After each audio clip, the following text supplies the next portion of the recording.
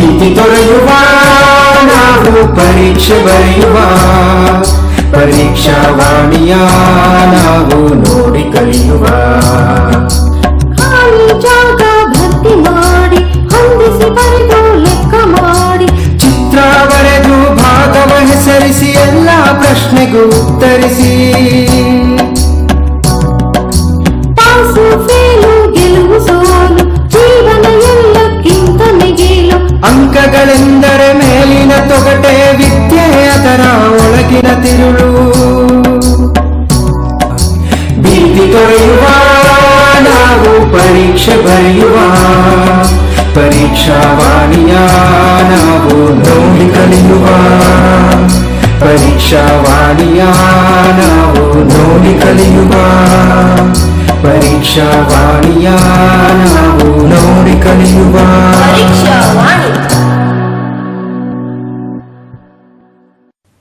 ಎಲ್ಲರಿಗೂ ನಮಸ್ಕಾರ.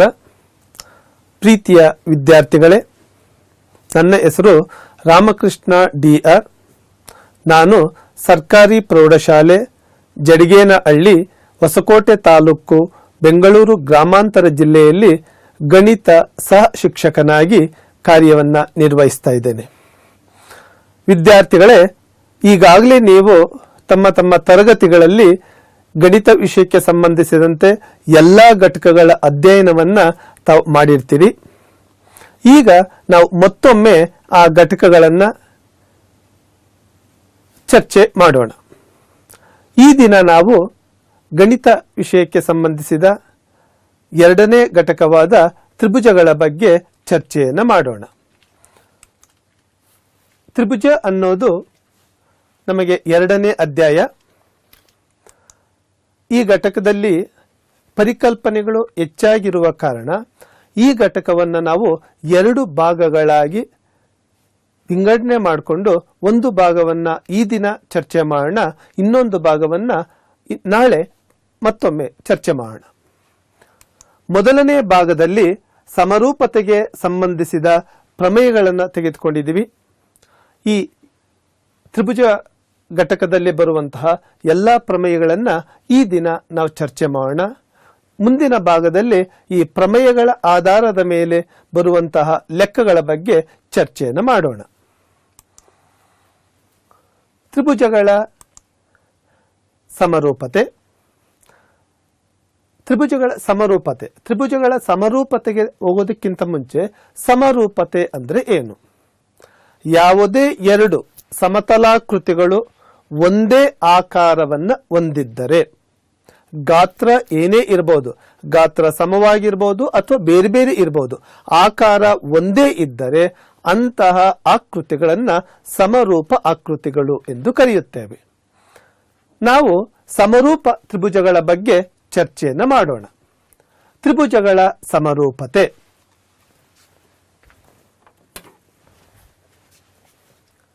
ತ್ರಿಭುಜಗಳ ಸಮರೂಪತೆ. ಎರಡು ತ್ರಿಭುಜಗಳು ಸಮರೂಪವಾಗಬೇಕಾದರೆ ಆ ಎರಡೂ ತ್ರಿಭುಜಗಳಲ್ಲಿನ ಅವುಗಳ ಅನುರೂಪ ಕೋನಗಳು ಸಮವಾಗಿರಬೇಕು, ಅಥವಾ ಅವುಗಳ ಅನುರೂಪ ಬಾಹುಗಳು ಸಮಾನುಪಾತದಲ್ಲಿರಬೇಕು.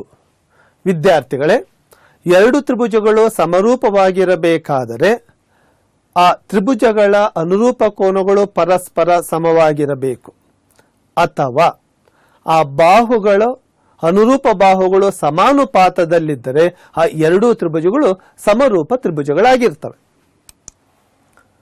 ತ್ರಿಭುಜ LMN ಮತ್ತು ತ್ರಿಭುಜ PQRಗಳು ಸಮರೂಪವಾದರೆ, ಎರಡು ತ್ರಿಭುಜಗಳು ಸಮರೂಪವಾದರೆ ಅದನ್ನ ನಾವು ಯಾವ ರೀತಿ ಬರಿಬಹುದು ಅಂದ್ರೆ, ತ್ರಿಭುಜ LMN ಈ ಚಿಹ್ನೆಯನ್ನ ಬಳಸಿ ತ್ರಿಭುಜ LMN ಸಮರೂಪ ತ್ರಿಭುಜ PQR ಎಂದು ಬರೆಯುತ್ತೇವೆ.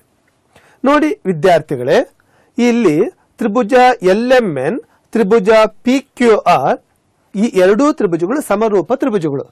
ಕಾರಣ ಏನು ಗೊತ್ತಾ? ಇಲ್ಲಿರುವಂತಹ ಅನುರೂಪ ಕೋನಗಳು, ಕೋನ L ಮತ್ತು ಕೋನ P ಅನುರೂಪ ಕೋನಗಳು ಸಮವಾಗಿವೆ. ಕೋನ M ಮತ್ತು ಕೋನ Q ಅನುರೂಪ ಕೋನಗಳು ಸಮವಾಗಿವೆ. ಕೋನ N ಮತ್ತು ಕೋನ R ಈ ಕೋನಗಳು ಸಮವಾಗಿರೋದ್ರಿಂದ ಈ ತ್ರಿಭುಜಗಳು ಸಮರೂಪ ತ್ರಿಭುಜಗಳಾಗಿವೆ. ಸಮರೂಪತೆಗೆ ಒಂದಷ್ಟು ನಿಬಂಧನೆಗಳಿವೆ. ತ್ರಿಭುಜಗಳ ಸಮರೂಪತೆಗೆ ನಿಬಂಧನೆಗಳು 3 ನಿಬಂಧನೆಗಳಿವೆ. ಆ 3 ನಿಬಂಧನೆಗಳು ಅಥವಾ ನಿರ್ಧಾರಕ ಗುಣಗಳ ಆಧಾರದ ಮೇಲೆ 2 ತ್ರಿಭುಜಗಳು ಸಮರೂಪ ತ್ರಿಭುಜಗಳು ಅಂತ ಹೇಳ್ಬೋದು. ಮೊದಲನೇ ನಿರ್ಧಾರಕ ಗುಣ, ಉದಾಹರಣೆಗೆ ತ್ರಿಭುಜ LMN ಮತ್ತು ತ್ರಿಭುಜ PQR ಗಳಲ್ಲಿ ಏನು ಹೇಳುತ್ತೆ ಮೊದಲನೇ ನಿಬಂಧನೆ? ಆ ಮೊದಲನೇ ನಿಬಂಧನೆಯನ್ನ ನಾವು ಕೋನ ಕೋನ ಕೋನ ನಿರ್ಧಾರಕ ಗುಣ ಅಂತ ಕರಿತೀವಿ. ಅಂದ್ರೆ ಏನು? ಎರಡೂ ತ್ರಿಭುಜಗಳಲ್ಲಿ, ತ್ರಿಭುಜ LMN ಮತ್ತು ತ್ರಿಭುಜ PQR ಗಳಲ್ಲಿ ಅವುಗಳ ಅನುರೂಪ ಕೋನಗಳು ಸಮವಾಗಿದ್ದರೆ, ಅಂದ್ರೆ ಏನು? ಕೋನ L ಈಕ್ವಲ್ಸ್ ಕೋನ P, ಕೋನ M ಈಕ್ವಲ್ಸ್ ಕೋನ Q, ಕೋನ N ಈಕ್ವಲ್ಸ್ ಕೋನ R, ಅನುರೂಪ ಕೋನಗಳು ಸಮವಾಗಿದ್ದರೆ ಆ ತ್ರಿಭುಜಗಳು ಸಮರೂಪವಾಗಿರುತ್ತವೆ. ಮೊದಲನೇ ನಿಬಂಧನೆ. ಎರಡನೇ ನಿಬಂಧನೆ ಅಂದ್ರೆ ಬಾಹು ಬಾಹು ಬಾಹು ನಿರ್ಧಾರಕ ಗುಣ. ಈ ನಿಬಂಧನೆ ಪ್ರಕಾರ ಈ ಎರಡೂ ತ್ರಿಭುಜಗಳ ಅನುರೂಪ ಬಾಹುಗಳ ಅನುಪಾತಗಳು ಸಮವಾಗಿದ್ದರೆ ಅಂತಹ ಸಂದರ್ಭದಲ್ಲೂ ಕೂಡ ಈ ಎರಡೂ ತ್ರಿಭುಜಗಳು ಸಮರೂಪ ತ್ರಿಭುಜಗಳಾಗಿರುತ್ತವೆ. ಅಂದ್ರೆ LM ಡಿವೈಡೆಡ್ ಬೈ PQ ಅವುಗಳ ಅನುಪಾತ equals MN divided by QR equals LN divided by PR. ಅನುರೂಪ ಬಾಹುಗಳ ಅನುಪಾತಗಳು ಸಮವಾಗಿದ್ದರೆ ಆ ಎರಡೂ ತ್ರಿಭುಜಗಳು ಸಮರೂಪವಾಗಿರುತ್ತವೆ. ಈ ನಿಬಂಧನೆಯನ್ನ ನಾವು ಬಾಹು ಬಾಹು ಬಾಹು ನಿರ್ಧಾರಕ ಗುಣ ಅಂತ ಕರಿತೀವಿ. ಮೂರನೇ ನಿಬಂಧನೆ ಬಾಹು ಕೋನ ಬಾಹು ನಿರ್ಧಾರಕ ಗುಣ. ಈ ನಿರ್ಧಾರಕ ಗುಣ ಏನ್ ಹೇಳುತ್ತೆ? ಎರಡು ತ್ರಿಭುಜಗಳಲ್ಲಿ ಎರಡು ಜೊತೆಯ ಅನುರೂಪ ಬಾಹುಗಳ ಅನುಪಾತಗಳು ಸಮವಾಗಿದ್ದು ಆ ಬಾಹುಗಳನ್ನ ಒಳಗೊಂಡಂತಹ ಕೋನಗಳು ಸಮವಾಗಿದ್ದರೆ ಆ ಎರಡೂ ತ್ರಿಭುಜಗಳು ಸಮರೂಪ ತ್ರಿಭುಜಗಳಾಗಿರುತ್ತವೆ. ಅಂದ್ರೆ LM divided by PQ equals MN divided by QR ಮತ್ತು ಆ ಎರಡು ಬಾಹುಗಳನ್ನ ಒಳಗೊಂಡಿರುವಂತಹ ಕೋನ LM ಮತ್ತು MN ಒಳಗೊಂಡಿರುವ ಕೋನ M, PQ ಮತ್ತು QR ಮಧ್ಯದಲ್ಲಿರುವ ಕೋನ Q, ಕೋನ M ಈಕ್ವಲ್ಸ್ ಕೋನ R ಸಮವಾಗಿದ್ದರೆ ಅಂತಹ ಸಂದರ್ಭದಲ್ಲೂ ಕೂಡ ಈ ಎರಡೂ ತ್ರಿಭುಜಗಳು ಸಮರೂಪ ತ್ರಿಭುಜಗಳಾಗಿರುತ್ತವೆ. ಇವು ಸಮರೂಪ ತ್ರಿಭುಜಗಳಿಗೆ ಸಂಬಂಧಿಸಿದ ನಿಬಂಧನೆಗಳು. ಅಂದ್ರೆ ಈ ಮೂರು ನಿರ್ಧಾರಕ ಗುಣಗಳ ಆಧಾರದ ಮೇಲೆ ಈ ತ್ರಿಭುಜಗಳನ್ನು ನಾವು ಸಮರೂಪ ತ್ರಿಭುಜಗಳು ಎಂದು ಕರೀಬಹುದು. ಮೂರೂ ಆಗಬೇಕಾ? ಯಾವುದಾದರೂ ಒಂದು ನಿಬಂಧನೆ ಆದರೂ ಕೂಡ ಈ ತ್ರಿಭುಜಗಳು ಸಮರೂಪ ತ್ರಿಭುಜಗಳಾಗಿರುತ್ತವೆ. ಈಗ ನಾವು ಈ ಘಟಕಕ್ಕೆ ಸಂಬಂಧಿಸಿದಂತೆ ಪ್ರಮುಖವಾಗಿ ಪ್ರಮೇಯಗಳಿವೆ. ಆ ಪ್ರಮೇಯಗಳನ್ನ ಚರ್ಚೆ ಮಾಡೋಣ. ಸಮರೂಪತೆಗೆ ಸಂಬಂಧಿಸಿದ ಪ್ರಮೇಯಗಳು ಯಾವ್ಯಾವ ಪ್ರಮೇಯಗಳಿದೆ ಅನ್ನೋದನ್ನ ನೋಡೋಣ. ಮೊದಲನೇ ಪ್ರಮೇಯ ಥೇಲ್ಸನ ಪ್ರಮೇಯ. ಈ ಥೇಲ್ಸನ ಪ್ರಮೇಯವನ್ನು ನಾವು ಮೂಲ ಸಮಾನುಪಾತತೆಯ ಪ್ರಮೇಯ ಅಂತಲೂ ಕೂಡ ಕರೀಬಹುದು.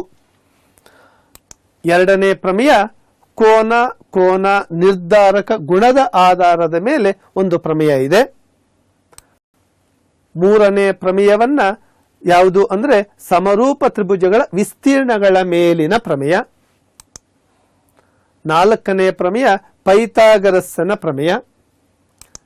ಐದನೇ ಪ್ರಮೇಯ ಪೈಥಾಗರಸ್ಸನ ಪ್ರಮೇಯದ ವಿಲೋಮ. ಈ ಪ್ರಮೇಯಗಳನ್ನ ನಾವು ಚರ್ಚೆ ಮಾಡೋಣ. ಮೊದಲನೆಯದಾಗಿ ಥೇಲ್ಸನ ಪ್ರಮೇಯ. ಥೇಲ್ಸನ ಪ್ರಮೇಯಕ್ಕೆ ಮತ್ತೊಂದು ಹೆಸರೇನು? ಮೂಲ ಸಮಾನುಪಾತತೆಯ ಪ್ರಮೇಯ. ಈ ಮೂಲ ಸಮಾನುಪಾತತೆಯ ಪ್ರಮೇಯ ಏನ್ ಹೇಳುತ್ತೆ ಅಥವಾ ಆ ಪ್ರಮೇಯದ ಹೇಳಿಕೆ ಏನು ನೋಡೋಣ. ಹೇಳಿಕೆ ಏನ್ ಹೇಳುತ್ತೆ? ತ್ರಿಭುಜದ ಎರಡು ಬಾಹುಗಳನ್ನು ಎರಡು ವಿಭಿನ್ನ ಬಿಂದುಗಳಲ್ಲಿ ಛೇದಿಸುವಂತೆ ಒಂದು ಬಾಹುವಿಗೆ ಸಮಾಂತರವಾಗಿ ಎಳೆದ ರೇಖೆಯು ಉಳಿದೆರಡು ಬಾಹುಗಳನ್ನು ಸಮಾನುಪಾತದಲ್ಲಿ ವಿಭಾಗಿಸುತ್ತದೆ. ಇದು ಪ್ರಮೇಯದ ಹೇಳಿಕೆ. ನಾವೇನಂತ ಸಾಧಿಸಬೇಕು ಅಂದ್ರೆ ಒಂದು ತ್ರಿಭುಜದ ಯಾವುದಾದರೂ ಎರಡು ಬಾಹುಗಳನ್ನ ಎರಡು ವಿಭಿನ್ನ ಬಿಂದುಗಳಲ್ಲಿ ಛೇದಿಸುವಂತೆ ಒಂದು ಬಾಹುವಿಗೆ ಎಳೆದ ಸಮಾಂತರ ರೇಖೆಯು, ಆ ರೇಖೆ ಅಂದ್ರೆ ಸರಳ ರೇಖೆಯು ಉಳಿದೆರಡು ಬಾಹುಗಳನ್ನ ಸಮಾನುಪಾತದಲ್ಲಿ ವಿಭಾಗಿಸುತ್ತದೆ ಎಂದು ಸಾಧಿಸಬೇಕು. ನಾವು ಯಾವುದೇ ಒಂದು ಪ್ರಮೇಯವನ್ನ ಸಾಧಿಸಬೇಕಾದ್ರೆ ಹೇಳಿಕೆಯನ್ನ ಸರಿಯಾಗಿ ಓದ್ಕೋಬೇಕು, ಹೇಳಿಕೆಗೆ ತಕ್ಕಂತೆ ಚಿತ್ರವನ್ನ ಬರಿಬೇಕು, ಸರಿಯಾದ ಚಿತ್ರವನ್ನ ಬರಿಬೇಕು, ಚಿತ್ರಕ್ಕೆ ಹೆಸರುಗಳನ್ನ ಕೊಡಬೇಕು. ತದನಂತರ ಆ ಚಿತ್ರವನ್ನ ನೋಡಿ ಹೇಳಿಕೆಯ ರೂಪದಲ್ಲಿ ಬರೆದ್ರೆ ಅದು ದತ್ತ ಆಗುತ್ತೆ. ಮತ್ತು ಪ್ರಮೇಯದ ಹೇಳಿಕೆಯಲ್ಲಿ ಏನು ಕೊಟ್ಟಿರ್ತಾರೆ ಅದನ್ನ ಏನನ್ನ ಕೊಟ್ಟಿದೆ ಅದು ದತ್ತ ಆಗುತ್ತೆ. ಏನನ್ನ ನಾವು ಸಾಧಿಸಬೇಕಾಗುತ್ತಲ್ಲ ಅದು ಸಾಧನೀಯ ಆಗುತ್ತೆ. ಆ ಸಾಧಿಸಬೇಕಾದ್ರೆ ನಾವು ಕೆಲವು ಸಂದರ್ಭದಲ್ಲಿ ರಚನೆಯ ಅವಶ್ಯಕತೆ ಇರುತ್ತೆ, ಆಗ ರಚನೆಯನ್ನ ಮಾಡ್ಕೋಬೇಕಾಗುತ್ತೆ. ಆ ರಚನೆಯ ಆಧಾರದ ಮೇಲೆ ನಾವು ಸಾಧನೆಯನ್ನ ಮಾಡಬೇಕಾಗುತ್ತೆ. ನೋಡೋಣ, ಈ ಹೇಳಿಕೆಗೆ ತಕ್ಕಂತೆ ಚಿತ್ರವನ್ನ ಬರ್ಕೊಳ್ಳೋಣ. ತ್ರಿಭುಜ ಎಬಿಸಿ ತ್ರಿಭುಜ. ಹೇಳಿಕೆ ಹೇಳುತ್ತೆ, ಒಂದು ತ್ರಿಭುಜದಲ್ಲಿ ಬಾಹುಗಳ ಎರಡು ವಿಭಿನ್ನ ಬಿಂದುಗಳು ಡಿ ಮತ್ತು ಇ ಎರಡು ವಿಭಿನ್ನ ಬಿಂದು ಅಂತ ತೆಗೆದುಕೊಳ್ಳೋಣ. ಈ ವಿಭಿನ್ನ ಬಿಂದುಗಳಲ್ಲಿ ಹಾದು ಹೋಗಿರುವ ರೇಖೆ, ಛೇದಿಸುವ ರೇಖೆ ಡಿಇ ಅಥವಾ ಎಲ್ ಅಂತ ತಗೊಳ್ಳೋಣ. ಈ ಪ್ರಮೇಯದ ಪ್ರಕಾರ ಈ ಚಿತ್ರದಲ್ಲಿ ಏನ್ ಕೊಟ್ಟಿದೆ ಅದನ್ನ ನಾವು ಹೇಳಿಕೆ ರೂಪದಲ್ಲಿ ಬರೆದ್ರೆ ಅದೇ ನಮಗೆ ದತ್ತ ಆಗುತ್ತೆ. ನೋಡಿ, ತ್ರಿಭುಜ ಎಬಿಸಿ ಕಾಣ್ತಾ ಇದೆಯಲ್ಲ, ತ್ರಿಭುಜ ಎಬಿಸಿ ನಲ್ಲಿ ಡಿಇ ಸಮಾಂತರ ಬಿಸಿ ಹೇಳಿಕೆ ರೂಪದಲ್ಲಿ ಬರೆದ್ರೆ ಅದೇ ನಮಗೆ ದತ್ತ ಆಗುತ್ತೆ. ನೆಕ್ಸ್ಟ್ ವಿದ್ಯಾರ್ಥಿಗಳೇ, ದತ್ತ ಬರ್ದ್ವಿ. ತ್ರಿಭುಜ ಎಬಿಸಿ ನಲ್ಲಿ ಡಿಇ ಸಮಾಂತರ ಬಿಸಿ. ನೆಕ್ಸ್ಟ್ ನಾವು ಏನನ್ನ ಸಾಧಿಸಬೇಕು ಅದು ಸಾಧನೀಯ. ಏನನ್ನ ಸಾಧಿಸಬೇಕು ಅದು ಸಾಧನೀಯ. ಏನದು ಸಾಧನೀಯ? ಎಡಿ ಬೈ ಬಿಡಿ ಈಕ್ವಲ್ಸ್ ಎಇ ಬೈ ಸಿಇ. ಪ್ರಮೇಯದಲ್ಲಿ ಹೇಳುತ್ತೆ, ಹೇಳಿಕೆಯಲ್ಲಿ ಹೇಳಿದೆ, ಬಾಹುಗಳನ್ನು ಯಾವುದೋ ತ್ರಿಭುಜದ ಎರಡು ಬಾಹುಗಳನ್ನು ಎರಡು ವಿಭಿನ್ನ ಬಿಂದುಗಳಲ್ಲಿ ಛೇದಿಸುವಂತೆ ಒಂದು ಬಾಹು ಅಂದ್ರೆ ಬಾಹು ಬಿಸಿಗೆ ಸಮಾನಾಂತರವಾಗಿ ಎಳೆದ ಈ ಸರಳ ರೇಖೆಯು ಉಳಿದೆರಡು ಬಾಹುಗಳನ್ನು, ಯಾವುದು ಬಾಹು ಎಬಿ ಮತ್ತು ಎಸಿ, ಉಳಿದೆರಡು ಬಾಹುಗಳನ್ನು ಸಮಾನುಪಾತ ಅಂದ್ರೆ ಸಮ ಅನುಪಾತದಲ್ಲಿ ವಿಭಾಗಿಸುತ್ತದೆ ಎಂದು ಸಾಧಿಸಬೇಕು. ಅಂದ್ರೆ ಎಡಿ ಬೈ ಬಿಡಿ equals AE by CE.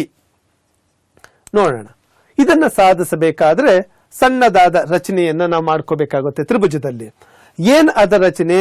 E L ಲಂಬ ಎಬಿಗೆ ಮತ್ತು ಡಿಎಂ ಲಂಬ ಎಸಿಗೆ ಎಳ್ಕೋಬೇಕು. ಲಂಬಗಳನ್ನ ಎಳಿಬೇಕಾಗುತ್ತೆ ವಿದ್ಯಾರ್ಥಿಗಳೇ. ಇ ಎಲ್ ಎಬಿಗೆ ಲಂಬವಾಗಿ ಎಳಿಬೇಕು, ಡಿಎಂ ಎಸಿಗೆ ಲಂಬವಾಗಿ ಎಳಿಬೇಕು. ಅದಾದ ಮೇಲೆ ಡಿ ಸಿ ಮತ್ತು ಇ ಬಿಗಳನ್ನ ಸೇರಿಸಬೇಕು. ಇಲ್ಲಿ ಸೇರಿಸಿದಾಗ ನಿಮಗೆ ಗೊತ್ತಾಗುತ್ತೆ. ತ್ರಿಭುಜಗಳನ್ನ ನಾವು ನೋಡೋಣ, ಯಾವ್ಯಾವ ತ್ರಿಭುಜಗಳು ಬರುತ್ತೆ. ಮೊದಲನೇ ಬಾಹು ಎ ಬಿ ಅಂತ ತೆಗೆದುಕೊಂಡಾಗ ಆ ಬಾಹು ಮೇಲೆ ಎರಡು ತ್ರಿಭುಜಗಳಿದೆ. ಒಂದು ಎಡಿಇ ತ್ರಿಭುಜ, ಇನ್ನೊಂದು ಬಿಡಿಇ ತ್ರಿಭುಜ. ಅದೇ ರೀತಿ ಎಸಿ ಬಾಹು ಮೇಲೆ ಎರಡು ತ್ರಿಭುಜ ಇದೆ, ಒಂದು ಎಇಡಿ ತ್ರಿಭುಜ, ಇನ್ನೊಂದು ಸಿಇಡಿ ತ್ರಿಭುಜ. ಎಡಿಇ ತ್ರಿಭುಜಕ್ಕೆ ಎತ್ತರ ನೋಡೋಣ, ಯಾವುದು ಲಂಬವಾಗಿರೋದು? ಇಎಲ್ ಲಂಬ. ಅದೇ ರೀತಿ ಬಿಡಿಇ ತ್ರಿಭುಜದಲ್ಲಿ ಲಂಬ ಯಾವುದಿದೆ? ಇಲ್ಲಿಲ್ಲ ಲಂಬ. ನೋಡಿ, ಈ ಬಿಡಿಯನ್ನ ವೃದ್ಧಿಸಿದಾಗ ಲಂಬ ಇಲ್ಲಿ ಬರುತ್ತೆ, ಈ ಅಲ್ಲೇ ಈ ಬಿಡಿಇ ತ್ರಿಭುಜಕ್ಕೂ ಲಂಬ ಆಗುತ್ತೆ.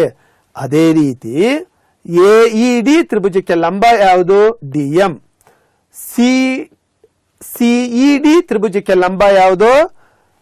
ಈ ಬಾಹುವನ್ನ ವೃದ್ಧಿಸಿದಾಗ ಡಿಎಂ ಇದೆಯಲ್ಲ, ಇದೇ ಸಿಇಡಿ ತ್ರಿಭುಜನ ಲಂಬ ಆಗುತ್ತೆ. ನೋಡಿ, ಎಡಿಇ ತ್ರಿಭುಜದ ಲಂಬ ಇಎಲ್, ಅದೇ ರೀತಿ ಬಿಡಿಇ ತ್ರಿಭುಜದ ಲಂಬನೂ ಕೂಡ ಇಎಲ್.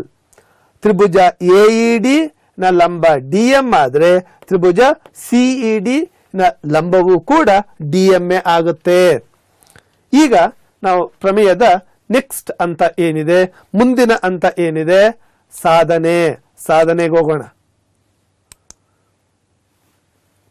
ಮುಂದಿನ ಅಂತ ಸಾಧನೆ ನೋಡೋಣ. ಇಲ್ಲಿ ಆಗಲೇ ಹೇಳಿದ್ದೀನಿ, ತ್ರಿಭುಜ ADE ಮತ್ತು ತ್ರಿಭುಜ BDEಗಳ ವಿಸ್ತೀರ್ಣಗಳನ್ನು ತೆಗೆದುಕೊಳ್ಳೋಣ. ನಮಗೆ ಆಲ್ರೆಡಿ ಗೊತ್ತಿದೆ ತ್ರಿಭುಜಗಳ ವಿಸ್ತೀರ್ಣ. ತ್ರಿಭುಜದ ವಿಸ್ತೀರ್ಣ ಈಕ್ವಲ್ಸ್ ಅರ್ಧ ಇಂಟು ಪಾದ ಇಂಟು ಎತ್ತರ. ಹಾಗೆ ತ್ರಿಭುಜ ADE ನ ವಿಸ್ತೀರ್ಣ AD ಪಾದ ಆದ್ರೆ EL ಎತ್ತರ. ಅದೇ ರೀತಿ ತ್ರಿಭುಜ BDE ನ ವಿಸ್ತೀರ್ಣ ಏನಾಗುತ್ತೆ, BD ಪಾದ ಆದ್ರೆ EL ಎತ್ತರ. ತ್ರಿಭುಜ ADE ನ ವಿಸ್ತೀರ್ಣ ಡಿವೈಡೆಡ್ ಬೈ ತ್ರಿಭುಜ BDE ನ ವಿಸ್ತೀರ್ಣ ಈಕ್ವಲ್ಸ್ ಅರ್ಧ into AD into EL divided by Tribhuja BDE ನ ವಿಸ್ತೀರ್ಣ ಏನಾಗುತ್ತೆ, ಅರ್ಧ ಇಂಟು BD ಇಂಟು EL ಆಗುತ್ತೆ.